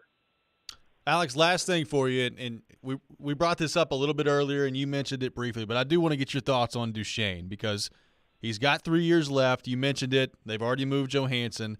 So they're paying Ryan Johansson $4 million the next 2 years to not play. They're paying Kyle Turris still $2 million a year through 2028 to not play. So that's $6 million between those two. And they are paying Matthias Ekholm $250,000 over the next 2 years, actually the next 3 years with that contract. So that's not a huge amount of money. But you're talking, $6+ million of money for the next couple of years at least to pay players who aren't here.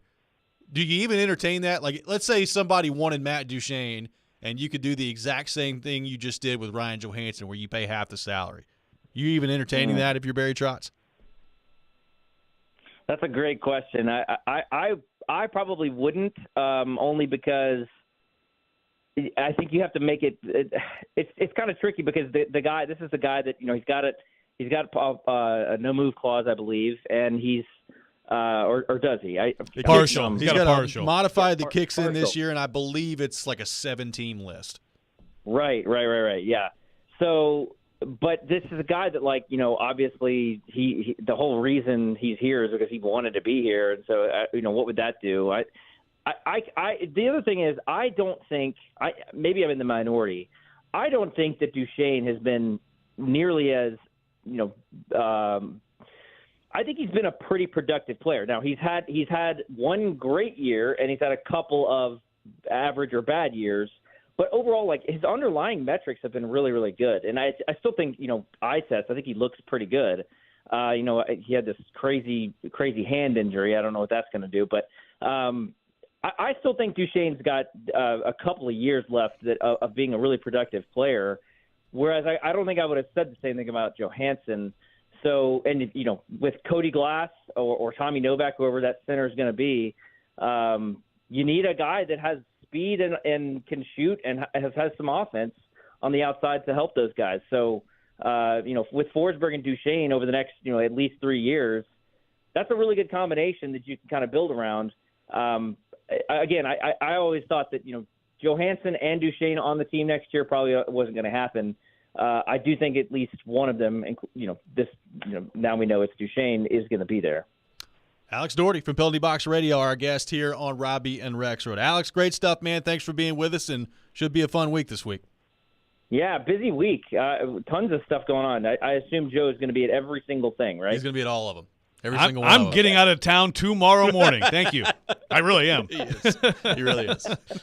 Alex, thanks, man. You're not going to be there at 10 a.m. ready to kick off the second round on Thursday? Man, it does sound amazing. He's got to go scout the Admirals. I'll zoom in. Okay, there you go. Thanks, Adam. Appreciate it. We'll FaceTime you in. All right, thanks. All right. Thanks, Alex. See you, man. All right, 615-737-1025, our phone number. Adam Vingan sent us a very interesting text with some comments from Pierre LeBrun on UC Saros. We'll get into that.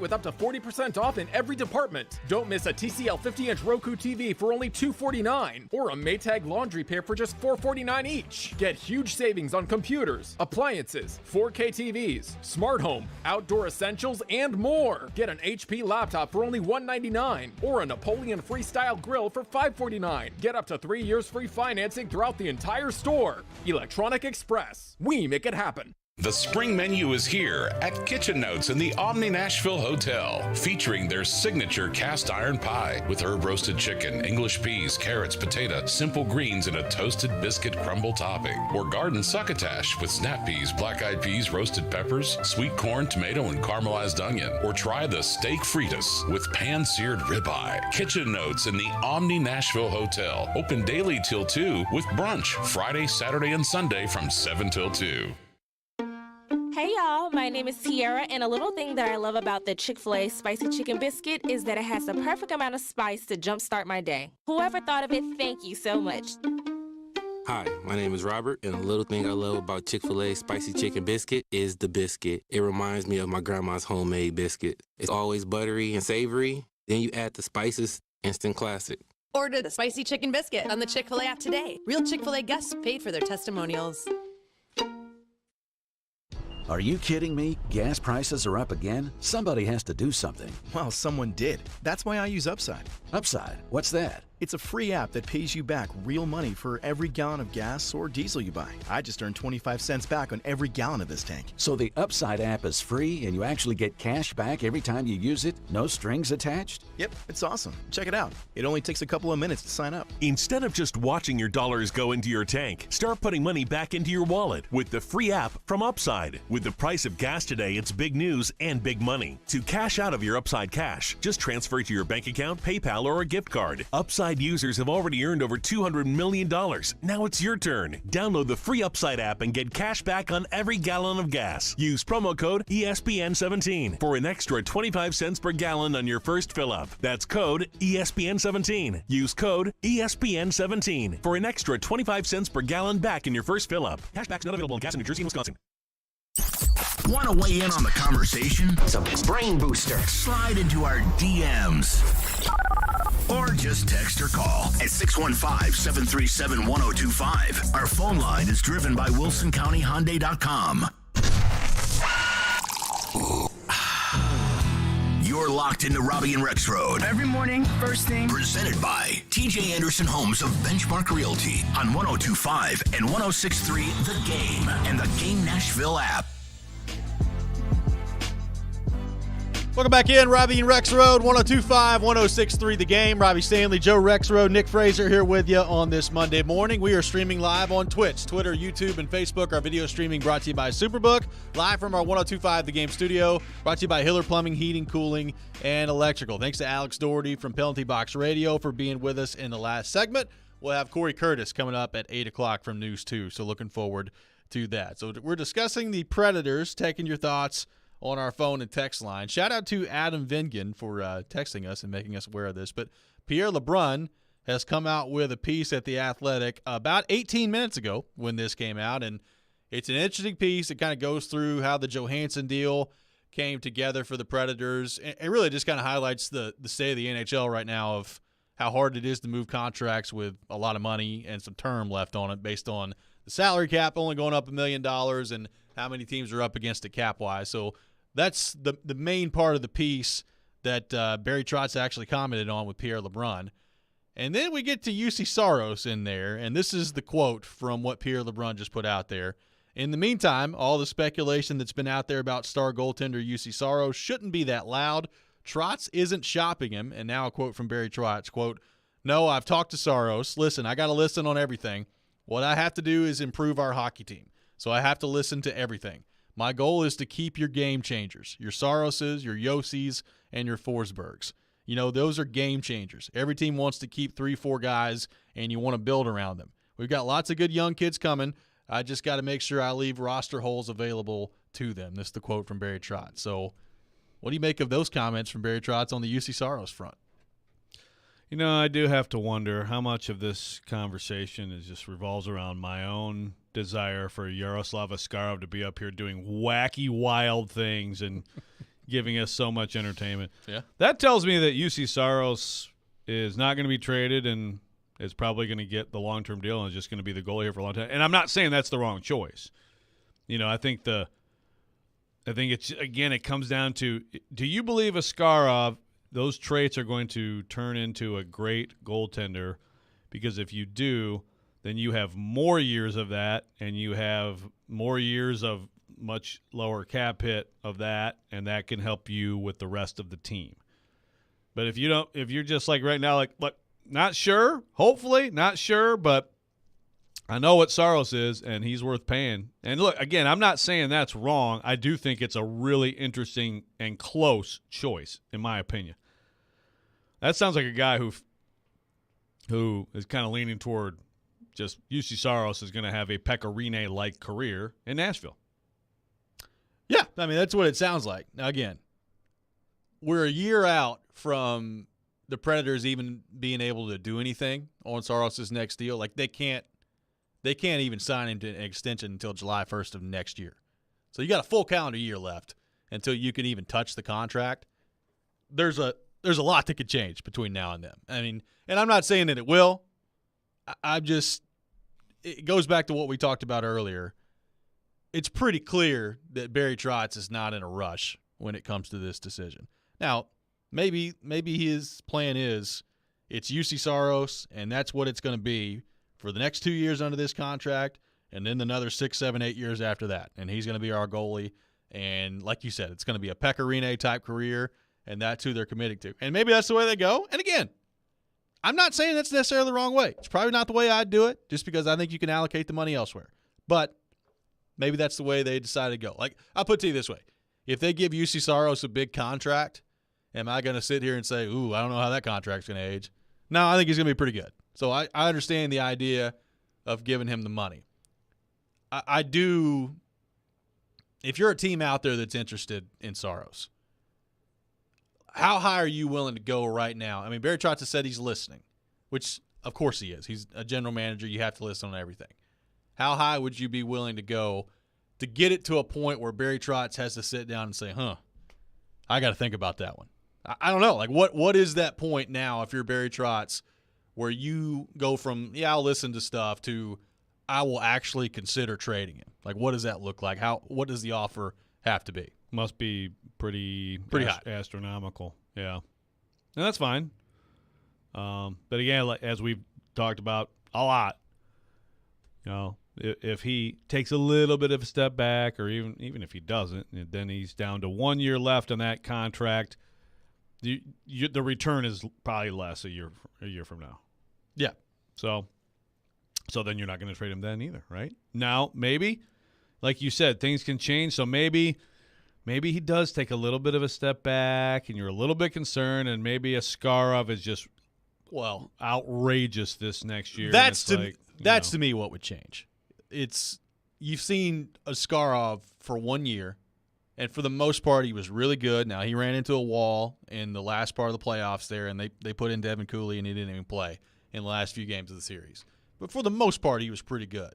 To me, why I bring up that we're a year out from Saros, like, there's a lot that can change. I don't think much is going to change on the Saros front, like, barring injury.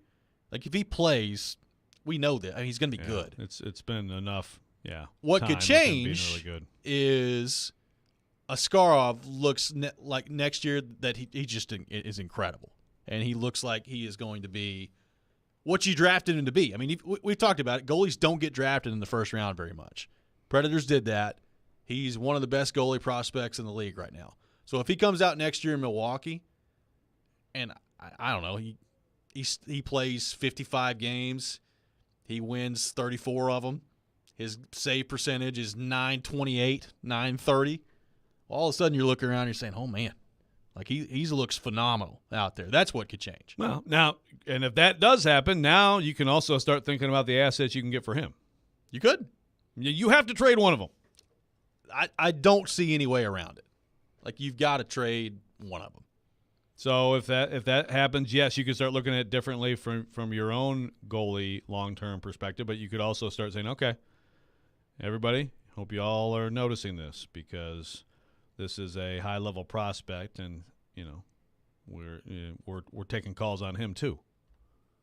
Well, and then the other part of this is projecting out. I mean, in those comments that he gave to Pierre LeBrun at The Athletic, he talks about keeping Yossi and Forsberg and Saros and the players that you're building around. Is that the right idea? Like you've obviously, like, Yossi's not going anywhere. He's got a full no trade clause. He's getting paid $9 million a year. He's not going anywhere.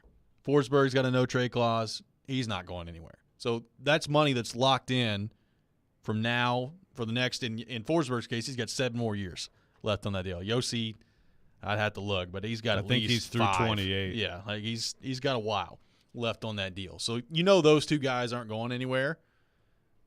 Is locking down Saros with those two guys. I mean, let's think about that.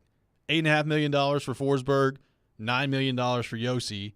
What's it going to be for Saros? 9, 9.5, somewhere in that neighborhood. That's a lot of money in 3 guys. Right. That's about 20. Really good at math here. 25, 26. Now among 3 guys. The cap's eventually going to go up, and whether it's next year or the year after, we're going to see more than a $1 million jump in the cap. They've been recovering from COVID and all that other stuff, but they've had TV deals kick in. The cap's going to go up. So maybe it's not that restrictive in terms of the Yossi and Forsberg contracts anymore, but agents also know the cap's going up too. And I wonder, like, if I'm Jussi Saros' agent in a couple years when that comes around, give me $10 million a year. I mean, that's what I'd probably be asking for if I was his agent. So it's about allocating the money. What's the best process to do that if you're Barry Trotz? And if it does turn out that Askarov is starting to look like that guy, I mean, that's where you could look at it like a missed opportunity if you don't go that route and all of a sudden look at the timeline with him. It's longer, and it's interesting because the known commodity is really good. And the next 2 years, you can do a lot around that. It's just a question of how good can you be then in the next 2 years. I mean, Barry Trotz, everything he says reflects a guy who's thinking a little bit further down the road. Yeah. 615-737-1025 is our phone number. We will get back into the Predators coming up in the 8 o'clock hour. Corey Curtis will join us at 8 o'clock, so looking forward to that. Coming up next, we'll get into a little college baseball, some interesting rumblings on the Chase Burns front for Tennessee. Is he going to be with the Vols next year? Is he going to be somewhere else? What's that going to look like? We'll get into that coming up next. This is Robby and Rexrode, 102.5, 106.3, The Game. The cup has been raised. In their 6th National Hockey League season, the Vegas Golden Knights have won the Stanley Cup. And the offseason can officially begin. What's next for the Nashville Predators? The Preds really haven't had a pure goal scorer. We got a lot of picks for next year. Andrew Brunette, what about his coaching? We are your home for Smashville. 102.5 and 106.3, The Game, and the Game Nashville app. When you can find everything you need at prices you can afford, that's totally Target. It's that feeling when quality Good and Gather ingredients on the barbecue bring family around the table. Or when favorite day after practice snacks let you celebrate the whole team for less. It's when saving more on Up & Up sunscreen means more fun in the sun. And when Target Circle Rewards program gives you more perks on what you buy most and is always free to join, that's totally Target. Hey, Ray Jeter here with Harness. Are you looking to take ownership in a position that will support your growth and development? We are an excavation and site utilities contractor. Several things set us apart from our competition, but we take the most pride in the professional development of our people. We have multiple openings for operators, pipe layers, and laborers. Our pay and benefits are second to none, including our 401k program. Apply today at selectharness.com. Harness LLC. Build people, move dirt. Baseball fans, your home for the best baseball action is 102.5 The Game and 94.9 The Fan with the ESPN Game of the Week and the Nashville Sounds. It's all brought to you by Superbook Sports, the #1 sports book in Vegas. Download the Superbook app today. At the law office of Amanda J. Gentry, we are committed to defending your rights. We have a team committed to helping you navigate the court system, whether you've been accused of a crime or you're going through a messy divorce in custody. Call our team to help you navigate this system. We are here to protect your rights, to demand your rights, to enforce your rights. 615-604-6263. 615-604-6263. AmandaJGentry.com.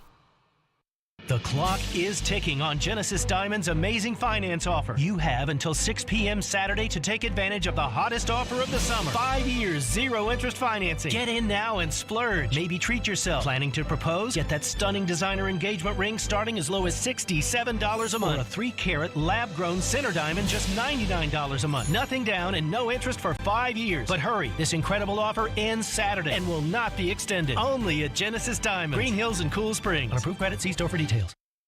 Sometimes you want a sure return on your investment. That's where certificates of deposit, CDs, come into play. At F&M Bank, we've been providing smart choices to customers for over a century, including CDs that are a great way to save. You make a deposit and collect the earnings on your terms. Great rates, predictable results, and backed by the FDIC. That's smart banking. Life is complicated. Banking shouldn't be. MyFMBank.com. Banking made easy on purpose. Member FDIC. The sports talk doesn't end on Friday. Join Michelle Knezovic and Junie Riddle for Michelle and Junie. As long as he wants to coach there, he will be able to coach there. I think that really did save the hope of this team. Michelle and Junie, presented by Superbook Sports, every Saturday morning at 9 on 102.5 and 106.3 The Game and the Game Nashville app. Hey, this is Pekka Rinne. You're listening to Nashville's best sports talk, ESPN 102.5 The Game. Welcome back in, Robby and Rexrode, 102.5, 106.3 The Game, presented by TJ Anderson Homes of Benchmark Realty, where their advanced pay-by-TJ option can save you thousands when selling your home. Robby Stanley, Joe Rexrode, Nick Frazier here with you on this Monday morning. We'll get back into the Preds coming up at 8 o'clock. Corey Curtis from News 2 will join us. We'll get all over the Ryan Johansson trade and the NHL draft coming up this week. Lots of participation today on the show, so we appreciate that. Keep those thoughts coming. 615-737-1025 on our phone and text lines, driven by WilsonCountyHyundai.com. Joe, there was some interesting rumblings over the weekend regarding the Tennessee Vols and their baseball program. Noah Darling of College Baseball Central put this out there on Friday evening, I believe is when it was. Said, quote, heard from multiple sources that Tennessee pitcher Chase Burns has filed paperwork to enter the transfer portal. Big-time arm with tons of experience, obviously. Now, Ben McKee, friend of the show, came out later that night and said that as of 11 p.m. Eastern time tonight on Friday night, no paperwork had been completed. We'll see how it plays out in the coming days. So some uncertainty with Chase Burns and what that's going to look like as the Vols move forward here. Will he be back with Tennessee? Will he go somewhere else? Lots of people on Vol Twitter discussing tampering and whether or not, like LSU and maybe some other schools are getting in there offering some money to Chase Burns and what that could look like. We knew it could get interesting with Chase Burns. We talked about this. He went to the bullpen. He was the starter to begin the year. Projects to probably be their Friday starter next year for Tennessee if he comes back. But we knew there was a chance that this could get interesting. So what do you make of the noise around Chase Burns and what this could be for for Tony Vitello and this Tennessee Vols program as they move forward here with him? Yeah, this is a wild one, and of course, you know, there's a lot of Vanderbilt smoke with this one, which I was frankly a bit stunned by. But the LSU, I don't think there's any doubt. I mean, LSU is out there in general. LSU is out there like, hey man, we got the money. I mean, their coaches, Mitch Slate the other day, who hit their huge home run? Obviously, Tommy White hit the home run to advance it, but in game one, it was not one of their portal guys. So Mitch is like, I wonder if Jay Johnson's upset that it wasn't one of his portal guys. He's like, we are the portal team, everybody. Portal. And so they're out there just like, hey, let's poach the best players in this league. Let's go. So there's a lot of LSU smoke, but then there's this Vanderbilt, obviously from the mid-state. Chase Burns is definitely, frankly, my understanding that Chase Burns, even like recruitment, is like, Vanderbilt like wasn't all in recruiting him. Now that's definitely the case with Drew Beam, but Drew Beam is a little bit more of a kind of like a dark horse recruit to emerge, and that's the type of guys Vitello had to find early in his tenure, and he did a great job of it. But with Burns, before any of this stuff, before any of the LSU tampering or Vanderbilt, like I've talked about it before, there was a little bit of feeling in Knoxville that maybe he wasn't happy with how things went or happy with the whole situation at Tennessee. Is it just the simple fact of like being moved to the bullpen? I mean, he was struggling mightily. It ended up being this move that was terrific for him, and now he's in position, I think, to be their Friday starter next year. But I don't know. Is that one of those things where you can't come back from that? I'm not sure, but I think for sure that this is a situation now where you probably have multiple collectives going back and forth. And the thing is, if you get into something like that and it's just about that, then I don't see how Vanderbilt – like I'm just assuming – I don't think Vanderbilt's going to be getting in there with like what LSU's doing here, And really even what Tennessee is doing to keep him. But it's a very interesting situation, and we'll see where it ends up here. I don't know. I have not seen anything lately that's like definitive on this. Well, I haven't seen anything definitive either, and – obviously, Vol Twitter is all over this one. The Jay Johnson part of this, the head coach at LSU, it is hilarious. Like a couple of weeks ago after they beat Kentucky, he was in his post-game press conference, and he said, quote, I hope every good player in the transfer portal is watching this right now. And he's made no bones about it. He made a comment a couple of days ago before the championship series that they are the number one transfer portal program in America and that everybody's watching. So, I mean, look, they're not shy about it. Transfer portal, come on down. We're looking for you at LSU. The LSU portals. Yeah, Instead of the Tigers, the portals. It's pretty amazing to watch. The Portal Tigers. The Portal Tigers. I mean, everybody to some degree is, embracing this, obviously, because you have to in college baseball. But, like, LSU's, like, standing on top of their stadium waving the flag of, come here, come on, transfer portal. So I admire it. I'm interested to see how this works out. Because, I mean, look, if Tennessee has Chase Burns and Drew Beam as a 1-2 next year, they're a national championship contender. If they don't, that severely limits what I think they could. I mean, look, they can go find somebody else in the portal, but if they don't have Chase Burns next year, to me, that really limits what they can be. Well, look, I don't know LSU's exact situation. We know that Skeens is about to go, 2 in the draft or whatever. Chase Burns could be the number 1 pick in the draft next year. He actually could. Now, I don't know if he's going to be number 1, but he's going to be a high first-round pick, man. You're talking 102 with a filthy slider. I mean, and what he did in this last postseason, he is going to be – so you put him on LSU, and again, like they may already be a national contender, but I bet you he's their top pitcher. Yeah. And you can keep going around. If you were to go to Vanderbilt, Vanderbilt's rotation could already be really good, but my goodness. I mean, whoever has Chase Burns next year is immediately a lot better for it. And, yeah, I've just assumed ultimately it was going to get worked out at Tennessee and everything's going to be fine. He would be back, but I don't know. I'll tell you this. You talk about stoking up a rivalry. If Chase Burns goes from Tennessee to Vanderbilt, oh man, that'll be something. Well, just think about all of the ramifications there because, look, Tim Corbin is outspoken. I still think, over time, like Vanderbilt's going to be less in the portal than other programs, SEC and all that stuff, right?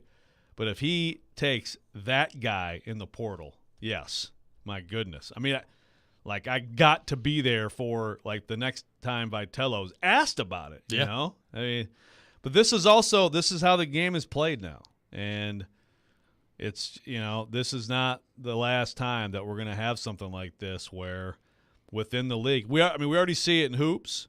We see it in football. It's interesting in baseball because I think LSU has found the money. A lot of schools, even in the SEC where baseball is great, I don't know that you're going to see, even like Florida's the national championship series. Are you going to see Florida having this kind of money in their collector? Like LSU, for whatever reason, their people are like, yeah, we want to give money for baseball players. Yeah. Hey, they're about to maybe win a natty tonight. Well, speaking of that, their first one since 09. First off, how about a wild College World Series final? So Saturday, you have a great game. It's 4-3, the final score. LSU wins in extra innings. They win 11 innings. And you think Sundays – I was looking at the crowd yesterday watching the game. And, look, there are Florida fans there. There are so many LSU fans in Omaha right now. It's absurd. Like it's overwhelming. It's unbelievable how many LSU fans are there. So, yesterday, heading into the game, I was like, today's going to be the day. It's shaping up. It's a Sunday. There's a ton of LSU fans there. They had the dramatic win yesterday, and they're going to win. And sure enough, Florida comes out yesterday and just smokes them, 24-4, the final score, in a College World Series final game yesterday. So it sets up a winner-take-all tonight. And like you said, they just lost by 20 runs yesterday, and I still feel like LSU's probably going to win tonight. Yeah, I don't know. Like, does a 24-4, does that give you momentum, or is that, exactly the other team? Like, okay, great. Just saved a few of them. By the way, speaking of the portal and Vanderbilt and everything, Christian Little left Vanderbilt for LSU. Again, that team LSU built this last year, there was a lot of talk of a lot of money flying around in the portal. Christian Little couldn't find a role. He did pitch yesterday, with them down big. Basically, they burned the arms that really haven't meant much to them, and now they have everybody they need for the day. But that was interesting too. The first time he had pitched the entire postseason. Chris on the text line says Chase Burns has to stay at Tennessee so Tennessee can sweep #1 picks, NFL and MLB. Go Big Joe, #1 overall in the NFL. Ooh. Hey, Bazooka Joe was at the Peyton Manning Passing Academy this past don't weekend, you worry. And he stole the headlines. He was slinging that thing around, man. Oh, believe me, I saw it. He threw a rope 70 yards on a crossing pattern in the end zone. What? Eli and Peyton were both sitting there just shaking their heads. I've never been more excited in my life for a college football season than I am for no other reason than him. It might last 2 games, but I've never been more excited in my life. You can hear Peyton in the background. He goes, "Oh, my gosh." I'm like, whoa. Yeah. He has the strongest arm I've ever seen. I'm not even being hyperbole with that. It's the strongest arm I've ever seen. No, I'm with you. I understand that, what's his name? Speaking of LSU. Jamarcus Russell? Yeah, threw it 80 yards on his knees or whatever. But, he did not throw passes like Big Joe does. Oh, no. man. Looking forward to it. Bazooka Chase Burns, Joe. #1. Joe Milton, #1 next year. That's right. Thank you, Chris, on the text line. 615-737-1025 is our phone number. Coming up next, it's time for the Rex Rant with Joe Rexrode. You can check it out every morning at 7:45 here on the program. We will do that next. Corey Curtis coming up at 8 o'clock.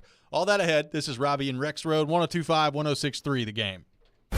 When it comes to Nashville sports, locking up Jeffrey Simmons, clearly that was a priority for them. He knows his stuff. A little bit good, a little bit bad. And knows how to push the right buttons. He's coming off an ACL tear, and he's 25 years old, so you cannot ignore that. Join Outkick's Chad Withrow every Friday at 5 with Stillman and Company.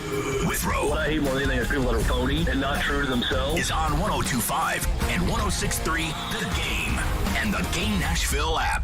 Hey, Tennessee, when you bet on Zen Sports, the new sportsbook in town, you get the best reward possible. Cold, hard cash. You bet with your own money, so why accept anything less from your rewards program? With Zen Sports, you earn cash on your bets, cash on your referrals bets, and a welcome bonus. And you guessed it, cash. So stop settling for Vegas rewards when we're in Tennessee. Cash in your old sportsbook for Zen Sports. Your wallet will thank you later. Zen Sports. Betting just got better. Gambling problem? Call 1-800-889-9789. Terms and conditions apply. Must be 21 and up and in Tennessee to bet. More than 80 million Americans depend on AM radio for their news, traffic, weather, sports, and a community connection. It's the backbone of the emergency alert system, keeping us safe in dangerous times. It's critical that we keep AM radio in cars, because when cell and internet services are down, this free emergency service could be your only lifeline. Text AM to 52886 and tell Congress we need AM radio in cars. This message furnished by the National Association of Broadcasters. If you're hiring, it can feel like you're trying to find a needle in a haystack. You can hope the right person comes along, or you can just use ZipRecruiter. And now you can try it for free at ZipRecruiter.com/radio. In fact, ZipRecruiter has helped a lot of business owners find their needle in a haystack, like Marco, president of operations at Telly Tires and Auto Centers. Because Telly Tires has grown a lot in the last few years, Marco needed to hire everyone from a receptionist to a store manager to a head mechanic. ZipRecruiter helps me find all the right people, even the most difficult jobs to fill. ZipRecruiter helps me keep my business running. Take it from Marco and millions of other businesses who've used ZipRecruiter. ZipRecruiter can help you find the needle in the haystack.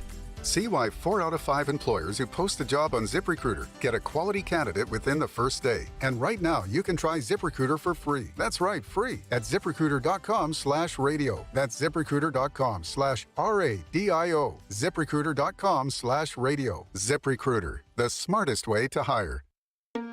Hey y'all, my name is Tiara, and a little thing that I love about the Chick-fil-A Spicy Chicken Biscuit is that it has the perfect amount of spice to jumpstart my day. Whoever thought of it, thank you so much. Hi, my name is Robert, and a little thing I love about Chick-fil-A Spicy Chicken Biscuit is the biscuit. It reminds me of my grandma's homemade biscuit. It's always buttery and savory. Then you add the spices, instant classic.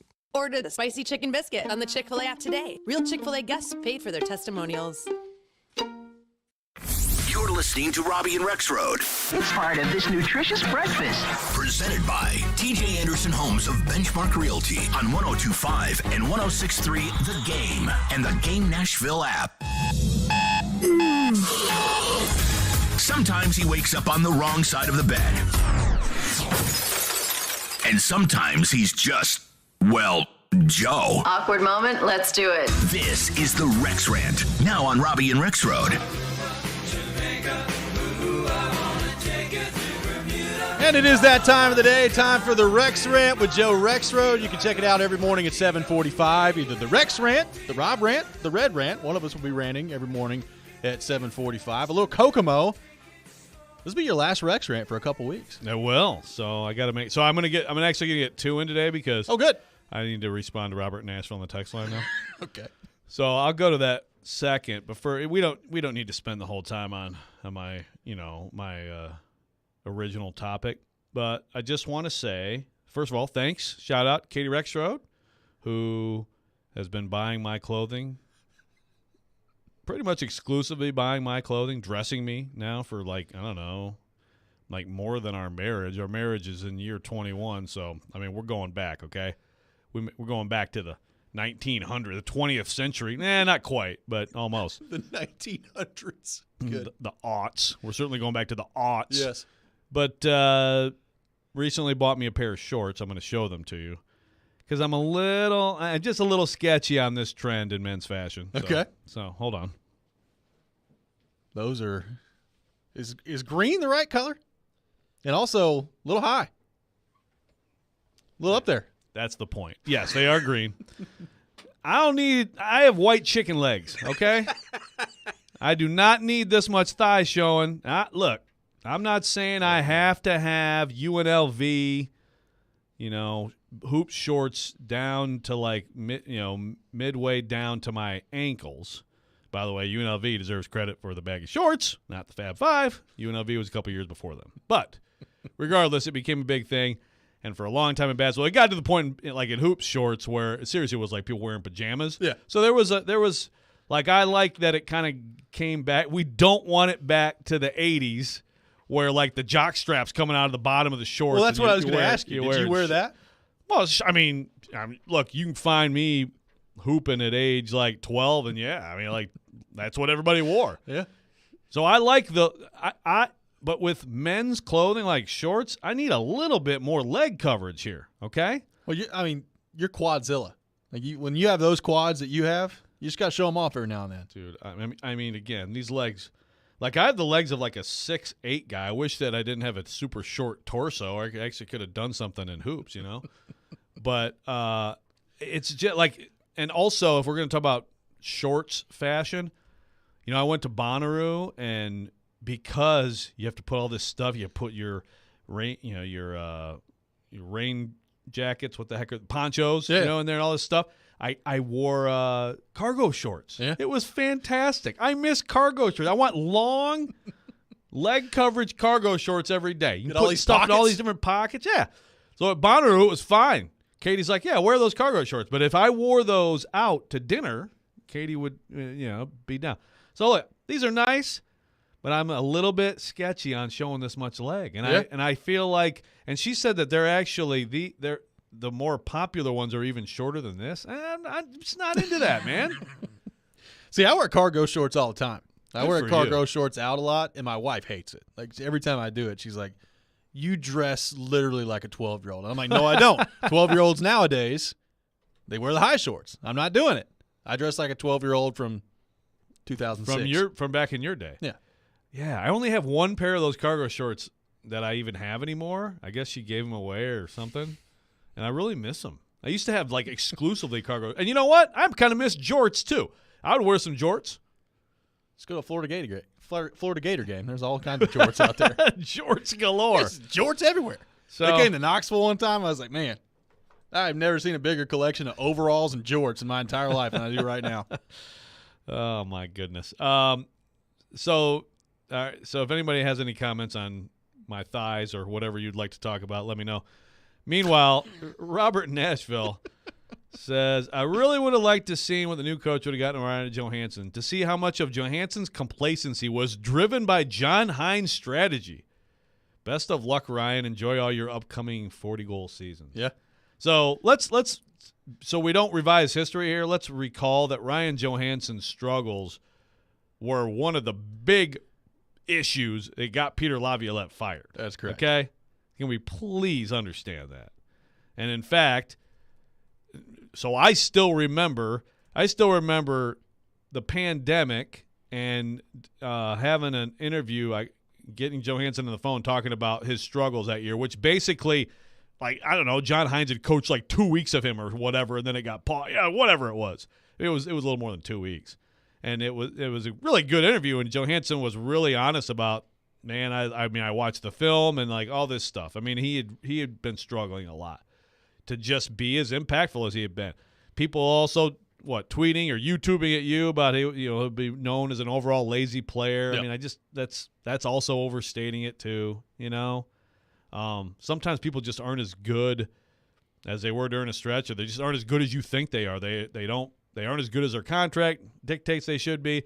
But to try to blame this on like John Hines' strategy, I mean, come on. I know that it's going to be John Hines was the biggest idiot ever now that he's gone, but let's be real here. Well, the one thing about Johansson that I think is fair to talk about when it comes to his struggles offensively at times, I remember when he got here, and I was thinking to myself, all right, yes, he's a good playmaker. He can distribute the puck really well, and it didn't take very long from watching him to realize that he's got great vision on the ice.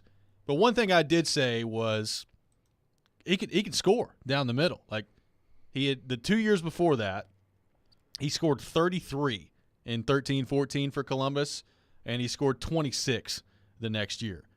And it was a different role here from the standpoint of, he did have Forsberg and he had James Neal at the time, and he had players to fish the puck to. But he never really turned into that goal-scoring guy here. I mean, 14 goals in 17. Look, I thought he played great in 17-18. He had 54 points and 15 goals. I thought he played great in 18-19. He had 50 assists.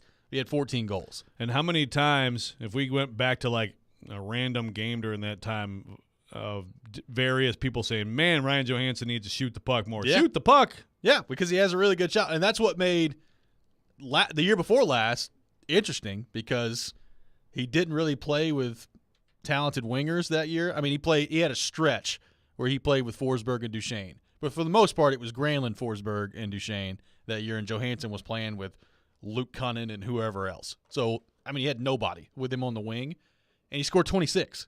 So it's like, I mean, you knew it was there the whole time. Why did he never really – would he choose to do that more? Yeah. I think that's a fair criticism of why was he not a little bit more aggressive in terms of shooting the puck. Well, that's the thing. And so laziness, no.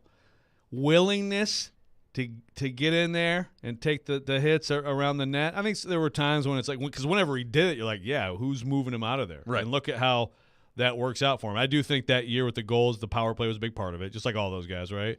I don't know how many of those goals were on the power play, but There's a spare few. Yeah, So that was part of it. But I think that's a fair criticism of him, too, is when he decided to get in there and use that big body, he was a load. He was a problem. Yeah. There were times maybe there were games, stretches where he didn't do it enough. By the way, 11 of those goals, 11 of the 26 were on the power play. There you go. That's pretty good. That's pretty good percentage. That's pretty good. I mean, look, you want that. I mean, Connor McDavid scores a lot of goals on the power play too. So nothing wrong with it. Right. It just that goes to show you what a difference a power play can make in a player and a team's overall offensive production. I mean, if they're just average last year, they're a playoff team. Yeah. They nosedived on the power play. So, I mean, look, he's going to Colorado this year. Jared Bednar's a really good coach. They've won a Stanley Cup. He's going to be playing with, it's going to be interesting to see who his wingers are because obviously Rantanen plays a lot with McKinnon and Landeskog's hurt, and they got some other things they got to figure out there. But I do think he's walking into a good situation, and it's going to be interesting to watch. Like if he comes back and is healthy, he's 31. He'll be 31 heading into next year. If he comes back and is healthy, what is he for Colorado? Is he their second line center? Is he the third line center? Like I'm really interested to see what role he plays there. We could, for the first time in a long time, be talking about Ryan Johansson. Wow, that's a bargain. $4 million for what he is, I wouldn't be surprised. Well, I mean, think about that. If you're a Predator, like the Predators fans, you could see the contract and $8 million, and he didn't live up to it. Cut it in half, and he makes $4 million. I mean, wouldn't you take what he brings for $4 million? I probably would. Maybe they should trade back for him. Maybe so. Hey guys. Actually, never mind. Half his salary? Yeah, exactly. Cut it in half again. Yeah. Just cut it again. By the way, Robert in Nashville, I didn't like your Johansson comment. However, I very much approve of this comment. Quote, I'll stop wearing cargo shorts everywhere when you stop asking me to hold all your crap. Amen. A lot of support on the text line for these shorts are going too short and also for cargo shorts. Let's start a movement, everybody. Hey, here's a question directly for you from Shane in the borough. Did Johansson remind anyone else of Jeff Spicoli, or was that just me? I think we've had this conversation before. Learn about Cuba. Having some food. No. A little bit. The Canadian Spicoli. Yeah. Now in Colorado, where there are, it works out all right. It works out okay. 615-737-1025, our phone number. Coming up next, we'll be joined by Corey Curtis from News 2. We'll get his thoughts on the Ryan Johansson situation, the NHL draft this week, and the Tennessee Titans as well. All that coming up next. This is Robby and Rexrode, 102.5, 106.3, The Game. All the big plays. Henry up the middle. Looks a little move. 10, 5, touchdown. All the big stories. Should the Titans go after DeAndre Hopkins? All in one place. We are Nashville's best sports talk. 102.5 and 106.3. Touchdown, Tennessee. I want to give you the best players. Does he want to retire a Tennessee Titan? The door's on the board. The Game and the Game Nashville app. ElectronicExpress.com. We make it happen. Buffalo Bill's Center of the West in Cody, Wyoming welcomes you as you enter Yellowstone Park's east entrance. 5 museums in one, including a wonderful Plains Indian Museum. Welcome to the West. Buffalo Bill's Center of the West, Cody, Wyoming. It's electric in Smashville. The International Brotherhood of Electrical Workers Local 429 has a new path to a dignified career. Local 429 is accepting applications for the highest skilled electricians and linemen and is providing the best training in Middle Tennessee. They are the International Brotherhood of Electrical Workers Local 429. Call them at 615-889-4429 or go online to ibew429.org. IBEW Local 429, your proud seventh man since the beginning. Go Preds. The clock is ticking on Genesis Diamond's amazing finance offer. You have until 6 p.m. Saturday to take advantage of the hottest offer of the summer. 5 years, 0 interest financing. Get in now and splurge. Maybe treat yourself. Planning to propose? Get that stunning designer engagement ring starting as low as $67 a month. Or a 3-carat lab-grown center diamond just $99 a month. Nothing down and no interest for 5 years. But hurry, this incredible offer ends Saturday and will not be extended. Only at Genesis Diamond, Green Hills and Cool Springs. On approved credit, see store for details. For adults with moderate to severe plaque psoriasis who are candidates for systemic or phototherapy, now there's Skyrizi, Risankizumab Riza, a prescription-only 150 milligram injection. With Skyrizi, 3 out of 4 people achieve 90% clear skin at 4 months, and Skyrizi is just 4 doses a year after 2 starter doses. Nothing and me go hand in hand. Nothing on my skin, that's my new place. Nothing is everyday. Don't use if allergic to Skyrizi. Serious allergic reactions and an increased risk of infections or a lower ability to fight them may occur. Before treatment, your doctor should check for infection and tuberculosis. Tell your doctor if you have an infection or symptoms, such as fever, sweats, chills, muscle aches, or cough, or if you plan to or recently received a vaccine. With Skyrizi, you could achieve 90% clearer skin. Ask your doctor about the #1 dermatologist prescribed biologic in psoriasis and visit skyrizi.com or call 1-866-SKYRIZI to learn more. Hey, it's Jared from my friends at Hiller. Hiller's Heat Wave Heroes are keeping you from getting burned this summer.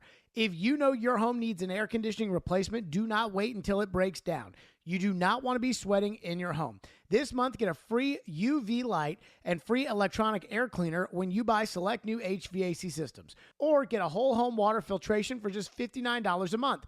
Or get a new whole home generator for just $139 a month. Call Hiller's Heat Wave Heroes to save the day. Visit happyhiller.com to book. Live from the Hiller Plumbing, Heating, Cooling, and Electrical Studios. WPRT-FM Pegram, WPUC HD2 Laverne. Robby and Rexrode. Chase and Michelle. Caroline, Willie, D-Base. Dominic Company. Nashville's best sports talk. Crank it up. 102.5 and 106.3. Rebound and a score. Make every play perfect. Touchdown, Middle Tennessee. We're going to win the game. A Cromwell Media Station. Mixing sports and a little bit of fun. This is fun. On your morning drive. This is Robby and Rexrode. With Robby Stanley and Joe Rexrode. Presented by TJ Anderson Homes of Benchmark Realty. On Nashville's best sports talk. 102.5 and 106.3 The Game. And on the Game Nashville app. Ladies and gentlemen, it's showtime. Final hour, Robby and Rexrode, 102.5, 106.3 The Game. Robby Stanley, Joe Rexrode, Nick Fraser here with you on this Monday morning. And as we do most every Monday morning at 8 o'clock, we go to our 102.5 The Game phone line, driven by WilsonCountyHyundai.com, and welcome in our friend Corey Curtis from News 2. Corey, you were on vacation last week, and it really left a hole in my soul. I'm glad to have you back this week. You know, I felt guilty. I honestly did. You should. But I got over it in like 3 seconds. At least there's momentary that guilt. long. It's a pretty long time. It's good stuff. Well, I'm a goldfish. That's right. Corey, we got a lot to get to with you today. Let's start on the Johansson front. So Barry Trotz comes in his first offseason as general manager. They move on from Ryan Johansson. They retain half the salary. What did you make of that move from Barry Trotz, and how do you believe Ryan Johansson's tenure in Nashville should be remembered? You know, I think it has to be remembered that he was a part of the reason that they made it to the Stanley Cup final. And while I don't think they got what they completely wanted out of, you know, that deal, when you give up an asset like Seth Jones, you have to give to get. They did. And, you know, the reason you get a player who was, selected 4th overall, I believe, and had had a 30-goal season with Columbus, the reason they're available is because, you know, there's a flaw there. And, you know, we saw the flaw, and that just he hasn't been a consistent player, you know, for this team for one reason or another. There have been some very good stretches of very good hockey, and then there have been stretches of anonymous hockey. And for $8 million, you can't have anonymous hockey. You've got to have dominant play all the time. You got to have a guy you can depend on. And so, you know, I won't say, you know, it was certainly not a swing and a miss, but it was not a swing and a home run for the Preds. You know, he was a part of a lot of playoff teams and a lot of victories. I think we can, you know, nicely say that. So what does this tell you, Corey, about where things are going from here, and even the rest of this offseason and Barry Trotz's first as GM? Well, I mean, I like the aggressiveness of the move. You found a taker, okay, because, you know, what they had wasn't good enough. So you've got to change it up. You've got to get more. And he's got more picks. You know, we've done that. Now he's got more cap space in $20 million. He is in position to be aggressive in any way that he really chooses, whether it be free agency, trade, or the draft. You know, he's got ammunition to just about go in any direction, you know, that he wants in his first draft. And I don't think he's made it a secret, you know, that he wants to be. I keep saying I love what he had to say when he said I can get third and fourth liners anywhere. You know, he needs dudes, and he is trying to get dudes on this team, you know, to take them to the next level. Well, to that point, so I mean, the draft is one thing, and you know this, Corey. I mean, it's such a different situation than the NFL draft, just because I mean they may draft somebody in the first or second round this week, and we might see them in a year, 2 years, 3 years, whenever it'll be. Mm-hmm. But with their roster currently the way it is, with Duchesne still here and Forsberg here and Yossi and Saros and those guys, do you think it makes sense for Barry Trotz to be aggressive via trade this offseason and try to target maybe a higher-priced younger player to join this forward group? Or would you rather see them be patient, let the younger guys come up, and kind of leave some cap space to operate a year or two down the road? Well, I'll put it this way. As I said with the Titans, you don't get better by getting rid of good players generally. And in hockey and in any sport, I don't see how you get worse by adding good players. Okay? I don't think it's ever a bad time to add a good player, especially a young good player that you want to be a core piece to your team. If it's the right time, I mean, if it's the time that player is available, then that's the time you go get him. I mean, you know, if Sidney Crosby 15 years ago is available, do you say we're not going to go after him because our plan is really to be ready in a year or two? No, you go get that guy. So if there's a guy that they like, that they think, you know, when they're ready to be really good in 2 or 3 years, is on their team then in 2 or 3 years, and then that's great. I don't think you should, you know, reach. You know, you can't write bad contracts. That's kind of what got him into a little bit of this anyway. But if there's a guy you really like, I don't care what year it is, go get him. Make him your own. If he's a guy that you believe in and you want to be a core piece, absolutely. Go get him now. So, Corey, as it has been a couple weeks, I want to make sure that you get full time to enjoy, react to, discuss DeAndre Hopkins. Yes. I mean, it's, you know, it's provided a lot of content here, regardless of what happens. But what is your read on that situation, where it's going? Well, I haven't heard this, and this continues to be my thought, that he has been their plan from the jump. You know, when you heard Mike Vrabel say after the draft, you're just going to have to trust us, you know, that free agency, you know, the players are going to become available in free agency and they're going to work the cap. I mean, he laid it all out there that there's going to be people available that they're going to want to sign and they're going to need cap space to bring in. And we know his affinity for Houston Texan players that were there when he was there. And I think he would make them a better team, and I think he would certainly make them a contender, you know, to win the division. Do I expect him to be the guy that he was 5 years ago? No, I don't, but I don't think he has to be. What he has to be is a pro and good. I continue to think that they will get him. I think that's the way it'll end up. And if he signs with New England, it would just be for the money.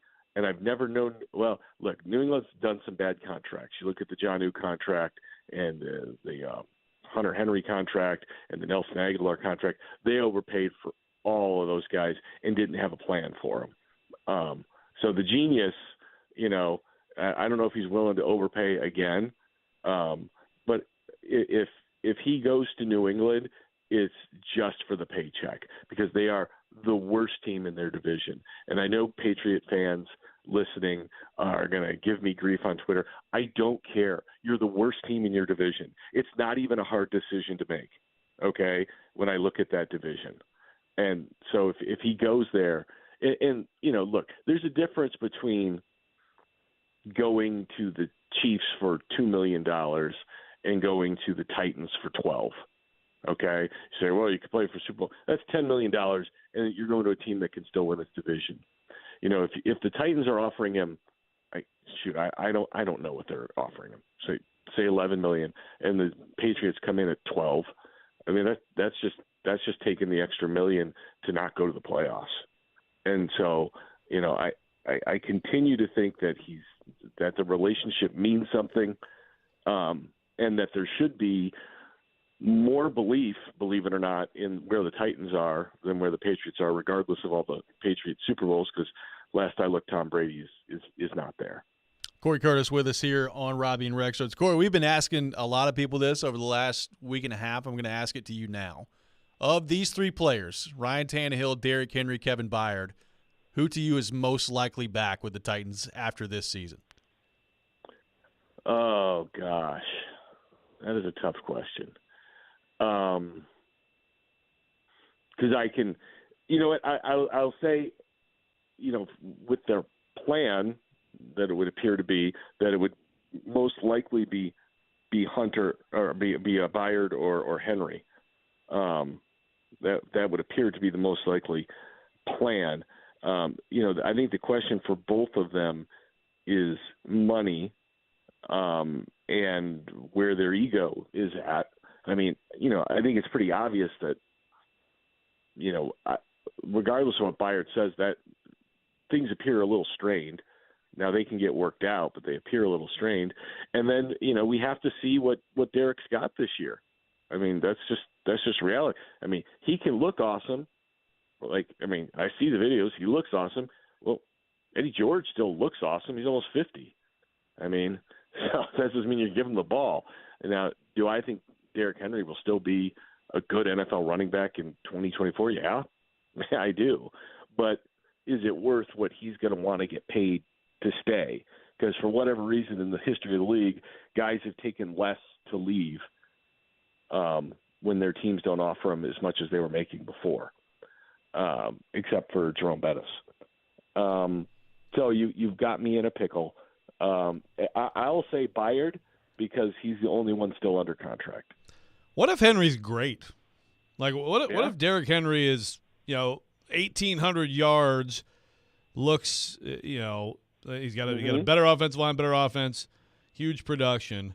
Let's say that plays out, because we talked about this too, Corey. It's like I'm still not sure that there's a great market for him out there if that's the case, because that means, again, if he has that kind of yardage, that means volume carries in an offense built around him. And how many other teams out there, feel like signing him up for 8 to 10 carries is worthwhile? What do you think the market would be for him? Joe, I think it's a great point, and it's what we always talk about, is that Derrick Henry's right for the Titans. And there aren't a ton of teams where he's right for them because that's the way they want to play. He can go to the Philadelphia Eagles, but he's not going to touch the ball enough to get more than 1,100 yards. I mean, they're just that. I mean, they've got other guys that they're going to spread the ball around to. And, the way Mike Vrabel wants to play or has wanted to play in the past, and look, you win by giving the ball to your best players. And he's been a pretty darn good one as far as I could see. And as far as, what if he has a really good year? Sure, it's possible. And I have said all along, I think they should extend him by a year or two right now. Lower his cap number now and bring him back for another year. Set yourself up. I don't think there would be anything wrong with that right now. And I think it could still happen before camp even starts. Corey, all is right in the world with you back with us this week. Thanks so much for your time, and we'll talk to you next week. Have you guys seen that it is July almost, and the St. Louis Cardinals are still in last? I have seen that. That doesn't happen very often. That's a real shame. You've heard Christmas in July? Yeah. This for me is Christmas, July, and birthday and New Year and everything. Because more than I like teams, there are some teams I like to hate, and that's one of them. Spoken like a true Cubs fan. Yeah. Thanks, man. Appreciate it. I'm spiteful. I'm bitter. I'm jaded. That's good. You and Wes Rucker both just hate the Cardinals, man. Well, hate them. I understand. I love it. You ever been to a game in Busch Stadium? I mean, I can understand. Been there, yeah. I've been there. The arrogance is overwhelming. As I tell all my Cardinal friends, and look, they've given it to me for years, and rightfully so. Do you think in 1920, because back in the early 1900s, the Cubs were one of the dominant teams in baseball, and then they fell off. Do you think they thought it was going to be 108 years? Probably not. At the time. So no. So I tell all my Cardinal friends now, I go, 108 years is a long time, and you don't know. You say it's impossible. You could be in the midst of your 108 years right now. Could be. It could just good point. be starting. Thanks for those kind words, Corey. Yes. Thank you, Corey. We As I'm, appreciate it. sitting behind the glass as a Cardinals fan. Yes. Yes. Love it. Yeah, well, I just never. I have nothing nice to say. Thank you, Corey. We'll See you, talk man. to you next week. Thanks, guys. All right, Corey Curtis from News 2, our guest here on Robby and Rexrode. We'll take your Strays thoughts. for the Cardinals. Yeah. I like it. Nick just taking it behind the glass over here. The The ghost of Dizzy Dean is turning over. We've had a few years of good success, and hopefully it comes on in the future. Well, maybe so. I don't know what. I mean, the Cincinnati Reds are good. Just and second the Cardinals longest are bad. time. I don't know what to do. Second longest time in the Central, Spoiled 54 fan base. games. Very spoiled fan base. It is. 615-737-1025, our phone number. We'll get back into the Ryan Johansson trade. And this week for the Predators coming up next, should the Predators be aggressive? How aggressive should Barry Trotz be? And how much of this newfound cap space should the Predators use this summer? We'll get into that coming up next. This is Robby and Rexrode, 102.5-106.3 The Game. Meet up at Edwin Watts Golf Shops for the huge Callaway Trade-In Trade-Up event happening now through June 30th. Bring in any of your old clubs and receive 2 times your trade-in value towards any new Paradigm, Apex, Big Bertha, Great Big Bertha, and Reva family of clubs. This huge Trade-In Trade-Up event is happening now through June 30th. Edwin Watts Golf Shops, home of the 90-day satisfaction guarantee, serving golfers since 1968. Hey, it's Jared for PhD Weight Loss. I used to work out like crazy, but only see minimal results. But ever since I started the PhD Weight Loss program last month, I've seen the weight start to fly off. I've been on it for 6 weeks now, and I'm already down 17 pounds. And those are 17 real pounds.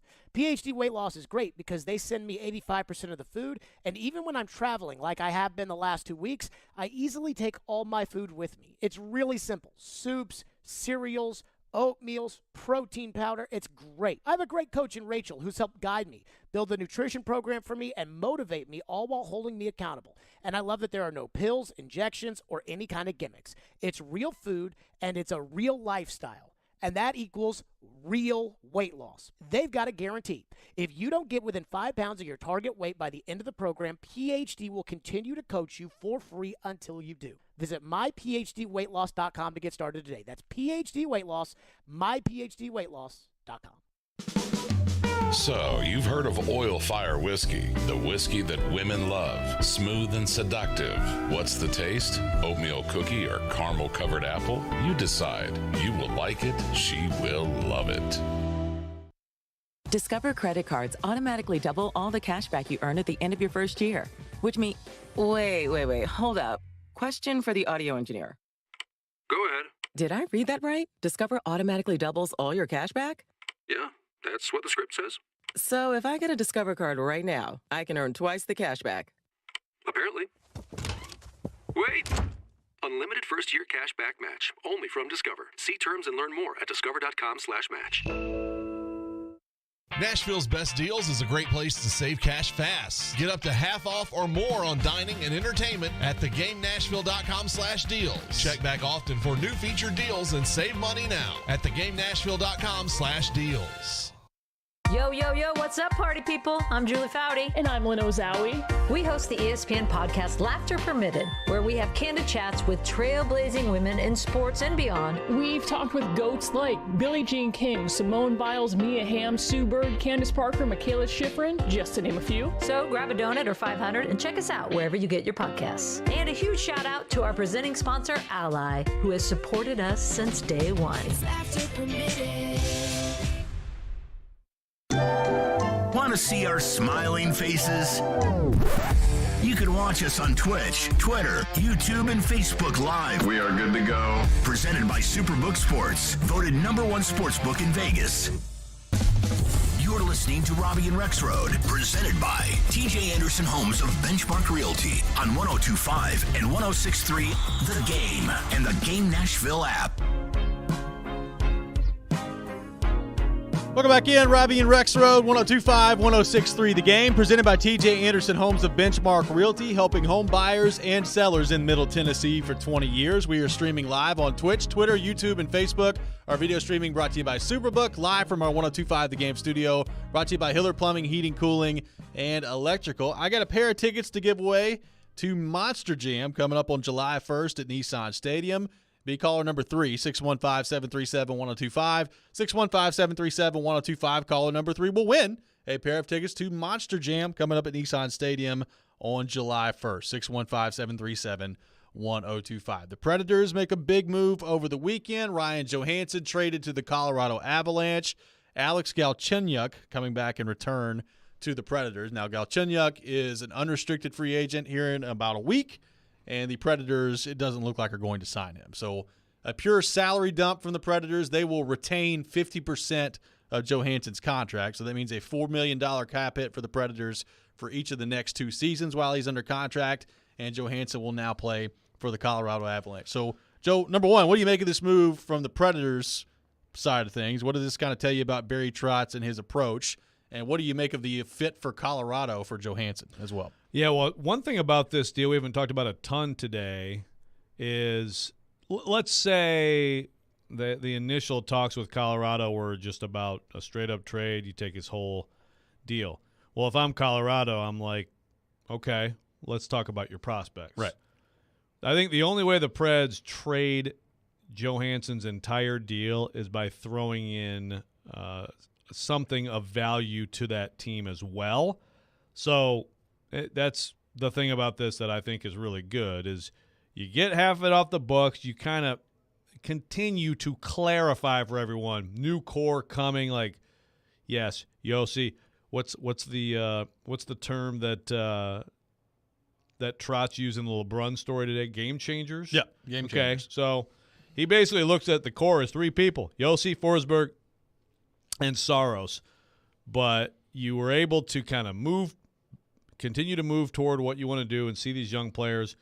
You move that salary, and you don't have to give up anything. And I don't think there's any way you trade him fully without something like that. So it's nice to be able to avoid that. Agreed. While doing this.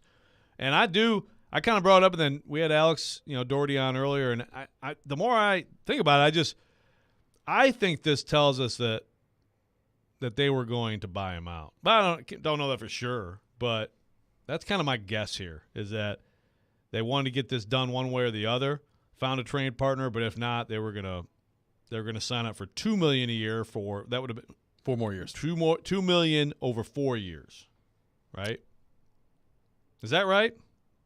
It would have been less of a cap. It would have been less of a hit on the cap, but for a longer duration. Correct. Still paying Kyle Turris to not be here. They're paying Kyle Turris through 2028, which is amazing. My goodness.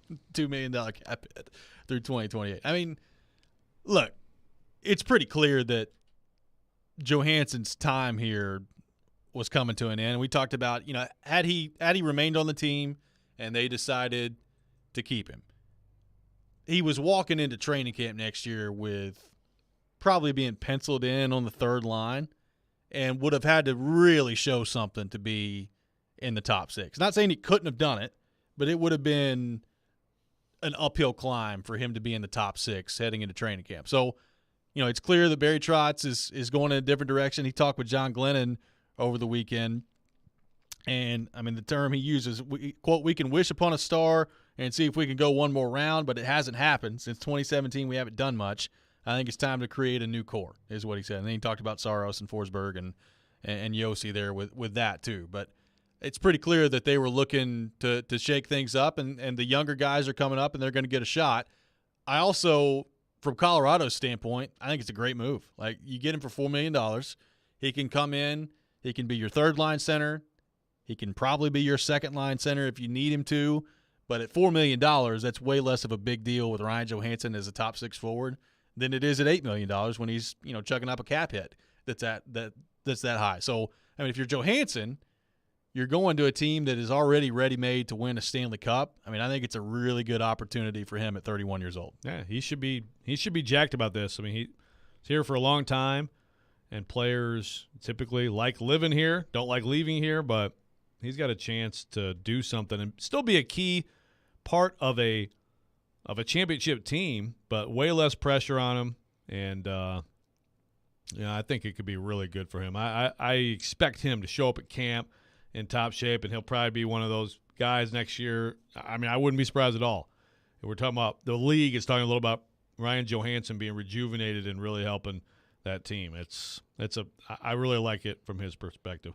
Sean on the text line, driven by WilsonCountyHoney.com, says, not enough's being said about how salary retention, the salary retention piece, is a major, all caps, departure from the Poyles regime. Yeah. Your thoughts on that? Well, first off, it's not something that you want to get in the habit of salary retention, because that means deals that you're making are not working out very well for you. Right. So, look, the Predators, I think financially are in a good spot. They've got Bill Haslam coming in, and he's going to bring even more capital to the group. So that part of it's all going well. I think they're in a good spot that way. I mean, yes, there was a time where salary retention, they would not even entertain the idea of doing it. Now, they did buy out Kyle Turris a couple years ago, so it's not like they haven't done this before, and they've had some trades where salary retention is part of it. I mean, even Ekholm, it's a relatively speaking almost non-factor of a number. It's $250,000 over the next 3 years, but they did retain a little bit of his salary in the trade the last February when they made that deal. But yeah, I mean, $4 million for the next couple of years for somebody to not play for you, that's a big deal for an ownership group in the NHL. It's different, but yeah, I think it's a one-time thing. And you talk about departure from the Poyles regime. Remember, for most of his tenure, it was like, this guy does not do no movement clauses. He does not do it. And then, as in the last few years of his tenure, he did a few. Yeah. So he kind of changed a little bit too. By the way, the Preds did not retain any salary from Kyle Grandin somehow. So yeah, they did. You still have to you can factor that into this one. Oh, man. Still ahead of the curve there. Brady on the text line says, I find it interesting that Trotz, when talking about the core, did not mention Matt Duchene. That's from Brady. We mentioned that earlier, Brady. We talked about that. We did. He's got 3 years left on his deal, obviously at $8 million per year. Now, he does have a modified no-trade clause that I believe is kicking in this year. And I believe that his modified no-trade clause is he can provide a list of 7 teams that you can't trade him to. So it's not like it's some, full no-movement clause or anything that's kicking in. I'll put it this way. I don't think it's likely that they trade him and move on from him now that they've done it with Johansson. I'm not closing the door that they could try to do the same thing with Matt Duchene. I got it pretty close to close. First of all, if you did that, first of all, I think it'd be hard to find someone. You're talking about an extra year. Then you're retaining a lot of salary and guaranteeing a bad team. Now, I'm not saying they look great now, but to me, Duchene, he's not part of the core, Brady, and that's a great point, and we talked about that. But to me, it's kind of like he's sort of like he's still a guy who can be useful the next couple of years and can still score for you. And, if you sign up for that much salary retention and guarantee your cheeks, I don't think that's going to happen. But I guess I can't totally slam it shut. 615-737-1025, our phone number. We'll continue the conversation on the Predators. How aggressive should Barry Trotz be with nearly $20 million remaining in cap space? We'll get into that coming up next. This is Robby and Rexrode, 102.5, 106.3 The Game. The Titans offseason program has come to an end. What other roster tweaks can GM Rand Carthon and head coach Mike Vrabel make before training camp? Not just taking a guy to fill a need. We want to get the right people. We'll continue to kind of look through where we're at. Talking Titans? Keep it locked to Nashville's best Titans talk, 102.5 and 106.3 The Game and the Game Nashville app. Baseball fans, your home for the best baseball action is 102.5 The Game and 94.9 The Fan with the ESPN Game of the Week and the Nashville Sounds. It's all brought to you by Superbook Sports, the #1 sportsbook in Vegas. Download the Superbook app today. Honey, what's an 8-letter word for difficult to explain? When we planned on retiring, we never planned on Medicare being so confusing.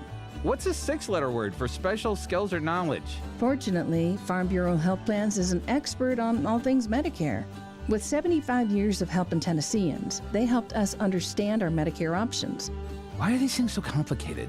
Talk to your local representative or visit fbhp.com. Farm Bureau Health Plans. Plan on us. Beach Bend Park. That's where my summer happens. It's where my family has come for generations for great times. It's where amusement rides and water park slides are just my size. It's where my friends and I have a blast on the big thrill rides. It's where we can do all the attractions and not spend time in long lines. It's where you can have unlimited thrills with a 2023 season pass for just $74.99. A pass pays for itself in 2 visits and comes with 2 anytime bring a friend free tickets, discounts, and more. Visit beachfriend.com. The clock is ticking on Genesis Diamond's amazing finance offer. You have until 6 p.m. Saturday to take advantage of the hottest offer of the summer. 5 years, 0 interest financing. Get in now and splurge. Maybe treat yourself. Planning to propose? Get that stunning designer engagement ring starting as low as $67 a month. Or a 3-carat lab-grown center diamond just $99 a month. Nothing down and no interest for 5 years. But hurry, this incredible offer ends Saturday and will not be extended. Only at Genesis Diamond, Green Hills and Cool Springs. On approved credit, see store for details. Prescription products require completion of an online consultation with an independent healthcare provider and are only available if prescribed. Subscription required. Additional restrictions apply. See website for more details and safety information. Want to get FDA-approved generic Viagra sent to your door and get your first month free? FreeRexMD.com has made the process incredibly simple. Here's what FreeRexMD.com patients are saying. The process was really easy. You go online, you answer the medical questions. I didn't have to call a doctor. They made it fast and simple. I order it. The medication is at my house within a couple of days. I can tell my wife is happier. I am definitely much happier. Your consultation is free, your shipping is free, and your first month is free. Generic Viagra starting at just $2 per tablet at FreeRexMD.com. My partner thinks that I am a rock star. It's life-changing. It's literally life-changing. I wish I hadn't waited as long as I did. Go to FreeRexMD.com to get started right now and get your first month free. That's FreeRexMD.com. They're homegrown in Nashville, discussing the biggest topics in the SEC. The fans are going to want the rivalries to stick around. They've lost to Alabama every year. The NFL. What if all the top 3 quarterbacks went 1, 2, 3? You've got to draft your guy at 2. And anything in between. From thinking we know everything to then forgetting about everything we thought we knew the day before. They're Jonathan Hutton and Chad Withrow on Outkick's Hot Mic. Out of the gates, ready to go. Weekdays from 2 to 5 on 94.9 The Fan and The Fan app. Hey, this is Roman Yossi. You're listening to Nashville's best sports talk, ESPN 102.5 The Game. I think Joe Hansen was so clearly their best center in franchise history. It's not even close. I mean, he did things on the ice that no one else did. He advanced the team in a direction they'd never been before, that they would not have done without him. And it's going to be sad to not have him around from my perspective, just because he's so much fun to listen to and to talk with. But this is a very smart move by Barry Trotz, and now they have a lot more room to work with. That was Alex Doherty from Penalty Box Radio earlier on the show with us, breaking down the Ryan Johansson trade and where the Predators go from here. And, Joe, it is interesting. You look at the cap space, and getting my figures from capfriendly.com, which is a good site related to NHL cap figures. They got roughly $19.5 million in projected cap space. So that's a lot of money to deal with. Now, they do still have to sign Cody Glass to a contract. They have Alex Carrier that's out there as a restricted free agent. So that's going to eat into that a little bit. Now, I don't expect Cody Glass or Alex Carrier to get huge deals either way. But instead of $19 million, you're probably looking at 15, somewhere 14 in that neighborhood of cap space, which is still quite a bit of cap space to operate with if you're Barry Trotz. So the question becomes, how aggressive should they be? You've got nearly $20 million in cap space. You got a couple more deals that you've got to sign. Free agency's coming up on July 1st. And with the draft capital that you have heading into this week with the draft here in Nashville, I mean, you could involve yourself in pretty much any trade discussion that becomes available. I mean, you could throw your name in the hat. It doesn't mean that you have to or you need to, but they have the assets to involve themselves in pretty much any trade scenario that they want to. So what makes sense if you're Barry Trotz and the Predators this offseason? And, Joe, how aggressive do you think that they should be given the money that they now have at their disposal? Well, very aggressive, but also I'd say specifically aggressive. So, I mean, I kind of agree with what Corey Curtis said earlier. It's like, you're not going out there like, you got this space, let's use it. You don't have to use it right now. But absolutely aggressive and looking at every avenue. And ideally right now Barry Trotz has a couple names of high interest that he's hoping to make happen. So if there's a big trade, again, we've talked about free agent class, underwhelming. But if there's a big trade to be made and you can bring in a difference-making center or forward who has term left, who is young, who can be a part of a new core, do it. Do it now. That's the question to me that is really interesting. Is there a centerman out there that Barry Trotz has identified and wants to pursue? We can talk about DeBrincat, and we can talk about some of these other guys that are wingers that, no question about it, could come in and could help the Predators. And specifically with a guy like DeBrincat, I mean, he might come in and be a 35, 40 goal scorer for the Predators for the next 4 or 5 years, and that'd be great. But I still, if you're going to get to a point where you're competing for championships, you got to find a way to find that guy down the middle. I mean, we've talked about that a ton. We know that that's going to have to be a part of the process. Everybody's looking for that. Some people have more success at finding that than others. Predators never had it. Like, they've never had that guy. And Barry Trotz knows this. He's talked about it.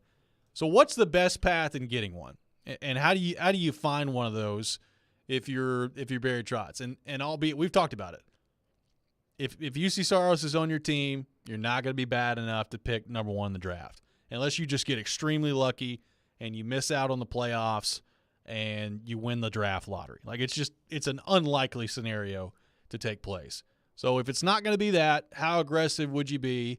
And we brought up this possibility earlier. I mean, you could go the restricted free agent route and throw your name into the hat on an offer sheet, whether that's a Trevor Zegras or somebody else. Now, Pierre-Luc Dubois, who's a restricted free agent and needs a new deal and is asked out of Winnipeg, it looks like he's going to end up in L.A. There's a lot of smoke with him and the L.A. Kings right now. If I'm the Predators, especially with the number that he's been asking for, which I believe is, according to Elliot Friedman last week, $9 million per year for 8 years, there's not a chance in the world that I would touch that contract with Pierre-Luc Dubois. So that's a perfect example of what you're talking about. Like, if the Predators wanted to, they could get in on that mix with him. I think it makes no sense. It's not a good fit. So you have to be selective at who you're targeting if you're Barry Trotz. Speaking of the Kings, 6'5", 220, 20 years old, went second overall, has done nothing so far, has had a fractured ankle.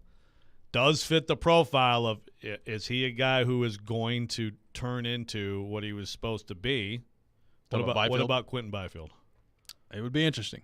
I mean, to your point, it's not gone to plan for him to this point. Now, there have been injuries that have been a part of it. I think what did he play last year? 53 games, 3 goals, 19 assists.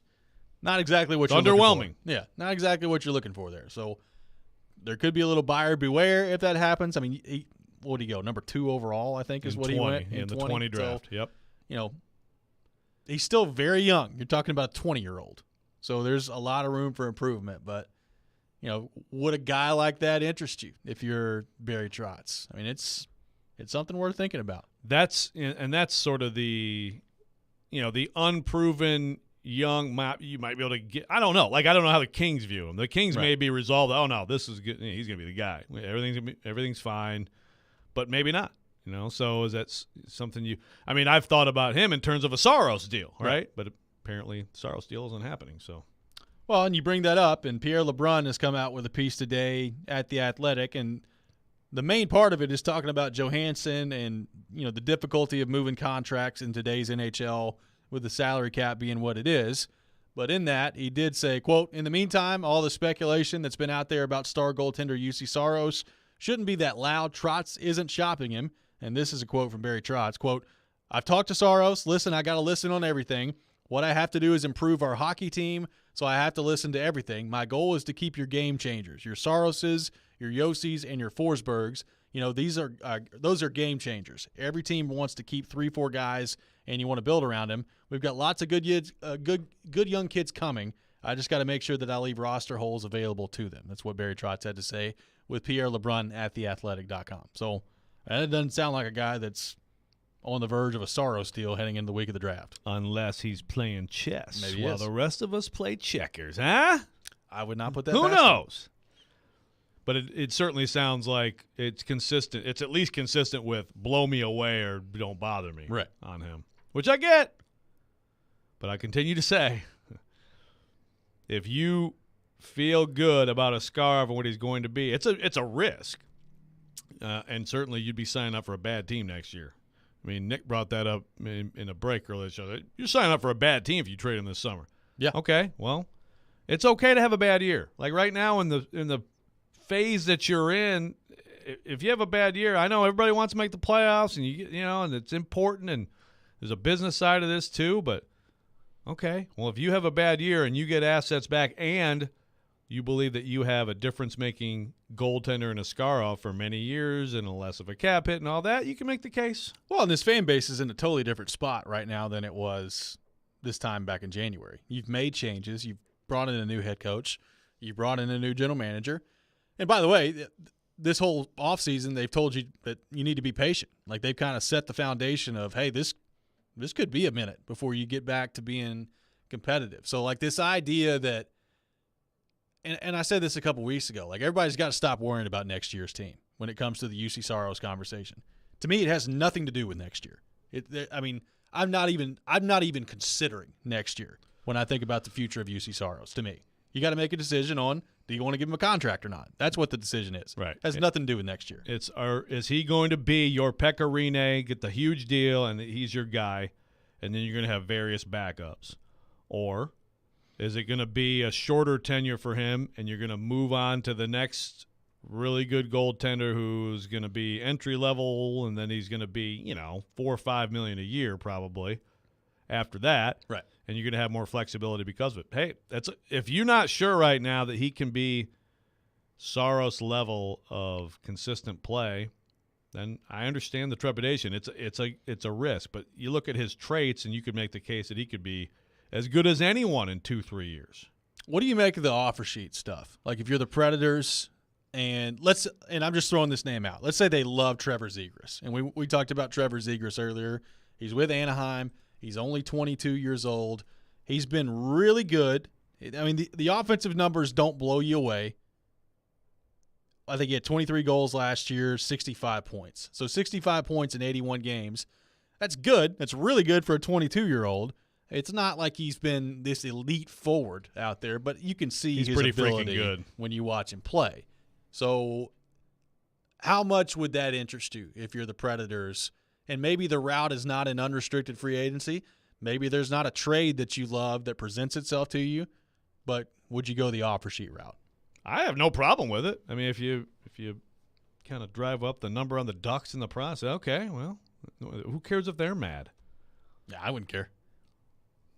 Now, I mean, he's a guy who he would fit the bill of what you're trying to find. You're trying to find a long-term number one centerman. I think he's absolutely good enough to be that guy. Now, then if you do that, you have to be prepared to pay the compensation that comes with it. So, look, I don't know what Trevor Zegras' contract is going to be. My guess is he's going to be at least somewhere in the $7-8 million range. Mm-hmm. So let's say for the sake of argument, he ends up at like 7 or 7.5. You're talking about you have to pay the contract, and you have to give up a first, second, and third round pick in addition to it. That's a lot. You got draft capital. You do have draft capital. That's a lot. Would you be willing to do that? I mean, there's the extreme scenario where you could offer sheet a guy that makes over 10-7-2-5, and you'd have to give up 4 first-round picks. He's not going to make that. Lord. But that's why nobody ever does that. Yeah. It's a lot. It's a lot to give up. If Barry Trotz thinks of him the way I do, which I truly believe, like he could be a long-term answer for you as your top center, then I think you do look at that. But maybe he doesn't think that highly of him. That you'd have to. But to your point, if you think he is that, to me, is that not worth giving up those picks that we just talked about? Yes. I think it is, because if not, you're using those picks to try to find that guy. Sure, and you know what? You may, but you certainly may not. And I get taking all the swings you can, and like he's talked about, certain traits you're looking for and all that stuff. But this is a known commodity. Go through every draft every year. You'll find a whole bunch of people who are supposed to be this or that, and then you'll find the people who come out of the fourth round and are way beyond. I mean, known commodity. That matters. Coming up next, we'll continue the conversation on the Predators, take more of your thoughts. 615-737-1025, our phone number, 615-737-1025. This is Robby and Rexrode, 1025-1063, The Game. Every Wednesday at 8:30. Come on. Join Robby and Rexrode for The Choice is Yours. 2 sports questions, 2 non-sports questions. They'll answer a couple of questions about life and sports. The Choice is Yours is built by Jarrett Companies. You have a choice. So when you have a need for site and utility work, fire protection, concrete and asphalt services, the choice is simple. It's Jarrett Companies. For more, visit JarrettCompaniesInc.com. The Choice is Yours. Wednesdays at 8:30 on 1025 and 1063 The Game and the Game Nashville app. Hey guys, it's Mike at Newton Chevrolet GMC in Shelbyville. It's finally starting to warm up out there, right? You know what that means. Warmer temperatures means AC units better be ready to go. Is your car's AC not keeping up with the summer sun? Or are you relying on the open windows to keep you cooled off? Maybe it's time for an upgrade. And we've got you covered like sunscreen on a lifeguard's nose. If you're looking for a reliable used car, we've got them starting at just $9,000. And most of our used vehicles are covered with the Newton's certified pre-owned warranty, so that you'll have even more peace of mind. If you want more of an upgrade, our new car selection of Chevys and GMCs is waiting for you. From trucks to reliable SUVs and everything in between. And on certain Chevy units this month, you won't have to make a payment for 90 days. Don't keep sweating your way through summer. Get a great AC upgrade from Newton Chevrolet GMC in Shelbyville, Tennessee today. Visit NewtonChevroletGMC.com today. That's NewtonChevroletGMC.com. The clock is ticking on Genesis Diamond's amazing finance offer. You have until 6 p.m. Saturday to take advantage of the hottest offer of the summer. 5 years, 0 interest financing. Get in now and splurge. Maybe treat yourself. Planning to propose? Get that stunning designer engagement ring starting as low as $67 a month. Or a 3-carat lab-grown center diamond just $99 a month. Nothing down and no interest for 5 years. But hurry, this incredible offer ends Saturday and will not be extended. Only at Genesis Diamond, Green Hills and Cool Springs. On approved credit, see store for details. Hey y'all, it's Courtney with Parman Tractor and Equipment. Warmer months have you working overtime? Be sure to visit Parman Tractor and Equipment for all your New Holland tractor and bush hog needs. Swing by our store at 3570 Dickerson Pike in North Nashville or give our sales team a call. We're now offering 0% financing for 72 months on select New Holland tractors. Get the brands you trust from a local dealer like Parman, always ensuring totally outrageous customer service. Visit ParmanTractor.com for the best deals on equipment, New Holland tractor, bush hog, and more.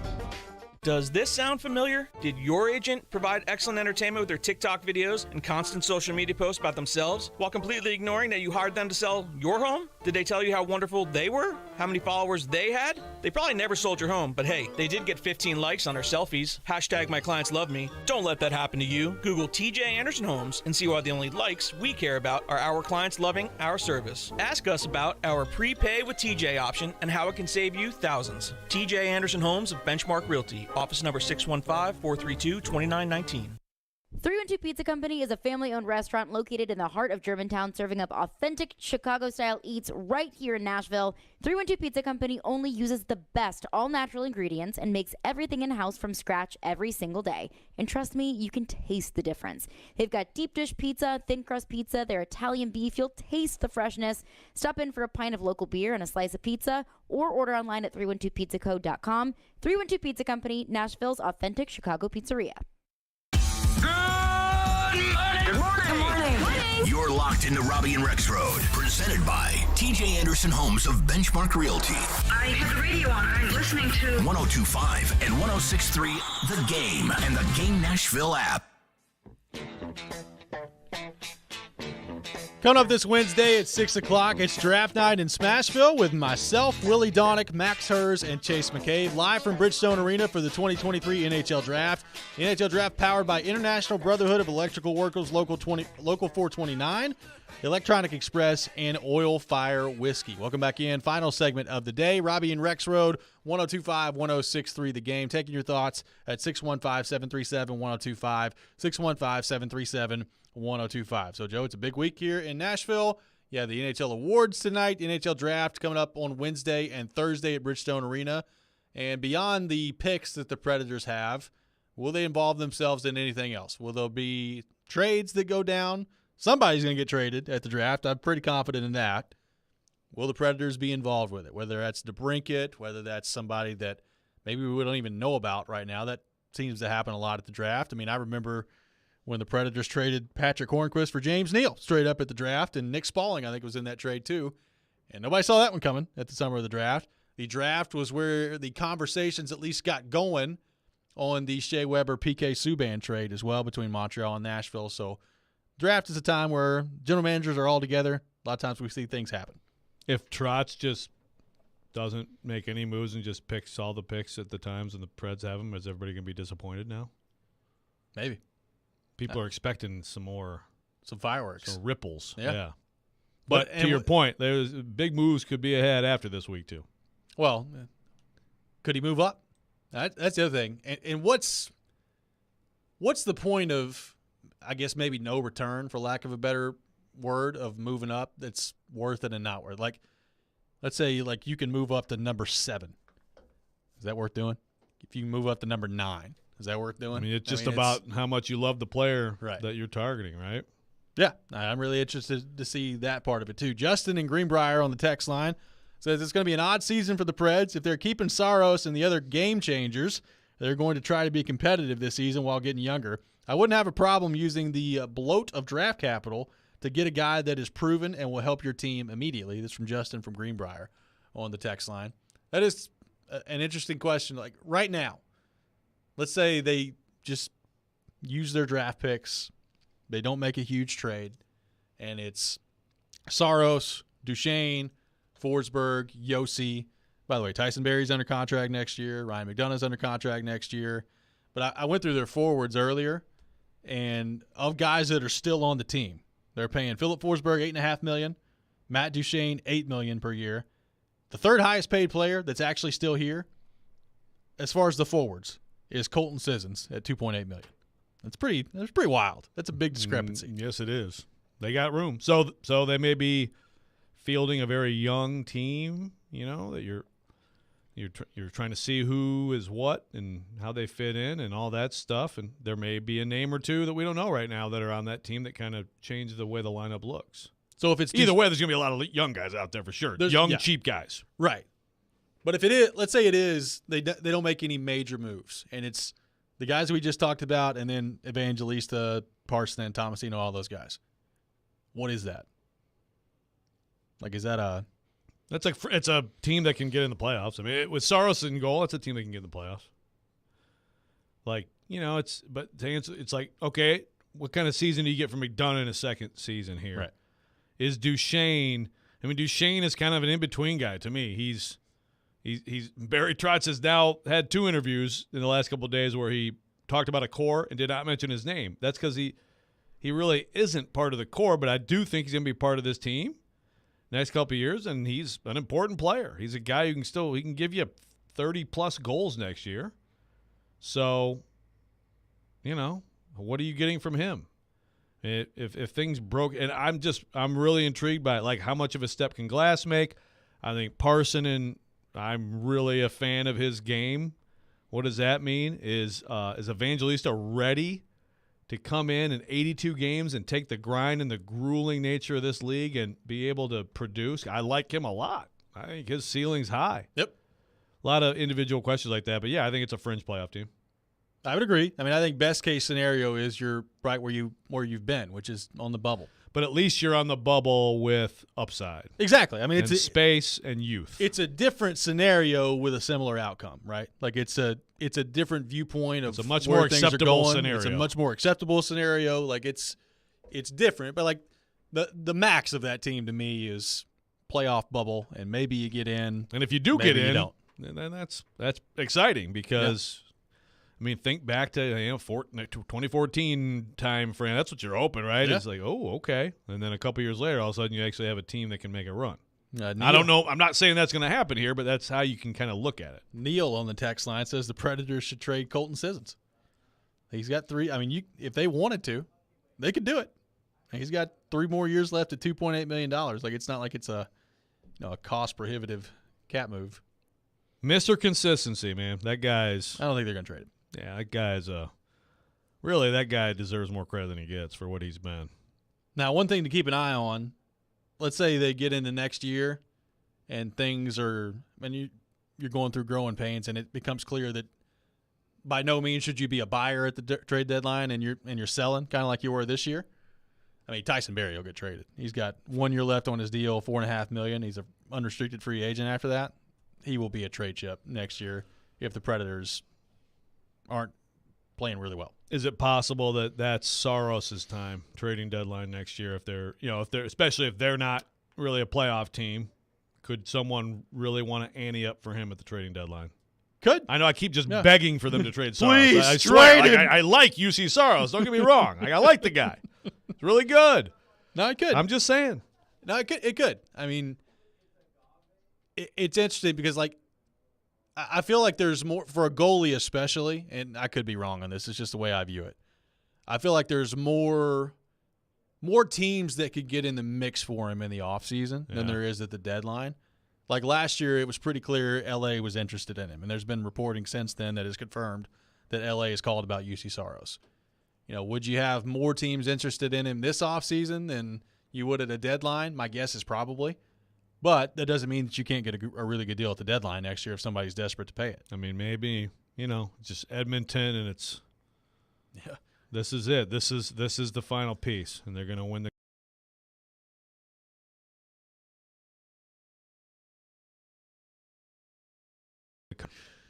We're all over it, baby. Here's Leon. What about Connor? You send Connor McDavid? How about both of them for Saros and Askarov? Now you have two goalies. Yeah, he can stop every puck on the earth, Edmonton. See? Well, think about it. Think about it. Yeah. Ken Holland. I'm really interested to see what happens. By the way, the draft coming up this week. Connor Bedard going to go number 1 overall. Connor McDavid was asked about him yesterday, so it's going to be interesting. Joe, you're going to be on vacation for the next couple of weeks, so you're going to miss out on all the fun this week. I am. When you have a son playing high school football, there's 2 weeks where there's not workouts. So there's 2 weeks where you can travel, and this is the first, and next week is the next. So I'll be out. We'll be bouncing around. By the time you come back, I mean, they may have traded for a number 1 center. I mean, we could be talking about the Preds and win the division next year. Who knows? I mean, goaltender could be gone. Hopkins could be in. Yeah. And by the way, Chase Burns.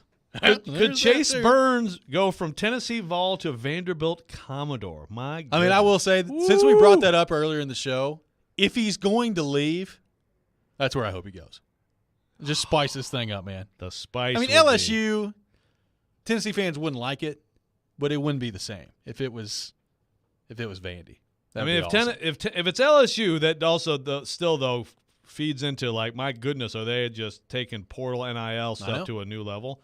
But yes, Vanderbilt. If he went to Vanderbilt, oh my gosh! If he's going to leave, I'm pulling for chaos. High level of spice. We're about chaos on this show. We need him to go to Vandy. Preds need to trade UC Saros. Titans could sign DeAndre Hopkins. Let's just get all the chaos going. You got something for Hani Mukhtar? You gonna trade him too? Absolutely not. No, they're going to win the championship. Are you kidding me? The MLS Cup. Yeah, got Nick all fired up over there. I'm loving it, baby. Give it to me. I'm glad to know that you're a Cardinals fan and they suck, though. That makes me feel better. Hey, right. We're going to convert Corey from a Cubs fan to a Cardinals fan, okay? I don't think that's going to happen. That's going to do it for us today here on Robby and Rexrode. Rexrode, enjoy your vacation. Thank you. We'll see you soon. Adam Vingan in for Joe tomorrow and the rest of this week. So looking forward to that. Chase and Michelle up next. This is 102.5, 106.3 The Game. All the